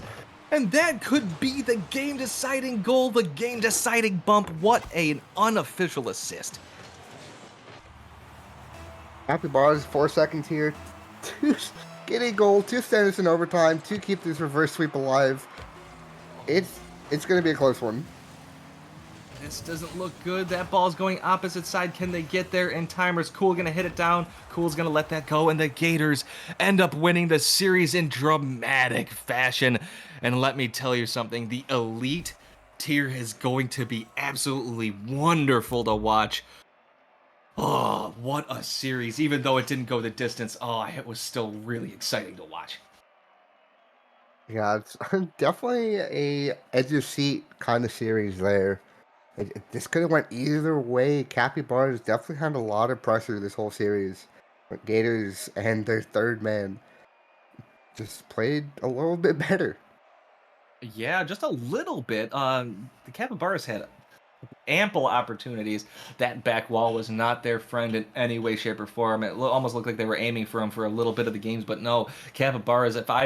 If there's anything to learn from this is that they can keep up with anybody. It just maybe some of the things just need to fall in their lap. A little more luck, honestly, on the Gators side. A lot of the balls kind of landed where they needed to land. But the Capybaras, you've got to give them a ton of credit. They put up a massive fight, and I do not see any team in the elite tier being what I would call a lower quality. Every team we've seen has been absolutely on fire, and it just happens to be that one team has won by taking advantage of some of the mistakes. Yeah, any teams, any given week from a good old person that I used to know has the opportunity to win. Nothing's ever set in stone on lineups. A lineups can lose to C lineups. B lineups can beat A lineups. It's just how the players play that given day. You're darn right. That's why you play to win the game. That's why it's not done on paper. Whoever that was, you go and you get in there and you've got to take it to them. And that's why the mentality is so important. You got to go in there thinking you're going to win. You got to go in thinking you can win, and then you've got to go in and win. And even when you lose, you've got to make sure that you shrug it all off. Rocket League is a 5-minute game. You need to shrug off all the mistakes and prevent yourself from getting into that quicksand theory. That being said, I believe we are done for the night. I haven't gotten any indications that we're going to have anybody in here. Squirrel, is there anybody who wants to be interviewed?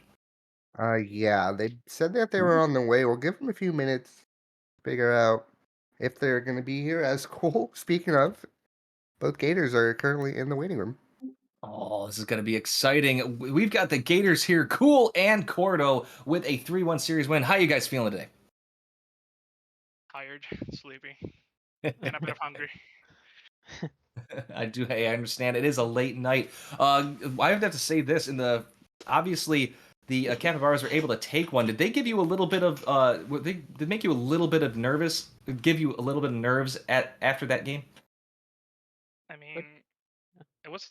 I want to say they played well, but I guess we had the better read. After they won that first game, that I think third game, I guess we just had the whole minute to figure out what we did wrong, what space we gave them that we weren't supposed to, and I guess once we wrapped that up, we gave a hell of a game 4. So yeah. I would say that personally, I didn't think you guys were impatient, but it definitely looked like the last game you guys were a lot more relaxed and calm. Was that something that you talked about, or just happened to be that the last game you were just had a little bit more confidence? Of this, yeah, we talked about like how they were playing and all of that, cause at least we know Feed that he's a really good player, cause I think we've already played him in AGL, so at least we were trying like not to give him too much space and all that. I like that. Great strategy. Squirrel, we got anything for the Gators and the winners today? Yeah, after that loss in game 3, was there any like thoughts you guys had of a possible reverse sweep heading into game 4? It's always something that lingers, even though you're 2 games up and they haven't won. You know it might happen, especially in this league where anyone can pop off at any time of point. But I know if we kept our composure, we were able to seal the game, and that's what we did. Yeah, as I say, composure is definitely a great word to use. You guys definitely showed a lot of it. The Capybaras had some opportunities, and definitely plenty of them, but you guys weathered the storm. That defense really picked it up, and I have to say this: I look forward to you guys playing the next weeks. And do you guys have anything to say? Any teams you want to call out, or any last words for our stream? Gators all the way to the finals. That's all I'm saying. Ooh, another team. I like it. Everybody's confident in the Elite League. Oh, this is so awesome. Squirrel, I'd like to let you get the last words in, please. Yeah, I mean, Good job tonight, guys. Definitely a fun time. Had a blast casting. It was even more fun to watch. Looking forward to see how you guys go. I am banking on that statement to ride. I better see you guys in the finals. It's a lot to live up to. That is a lot to live up to, but hey, you got all season long. But with that said, if no one else has any other closing remarks, I'm Squirrel. I'm here with KG, and I would like to give a shout out to the Gators and Capybaras for giving us that really fun series to watch. Thanks, guys. I really appreciate it. You're darn right. Thanks for the cast. Yep.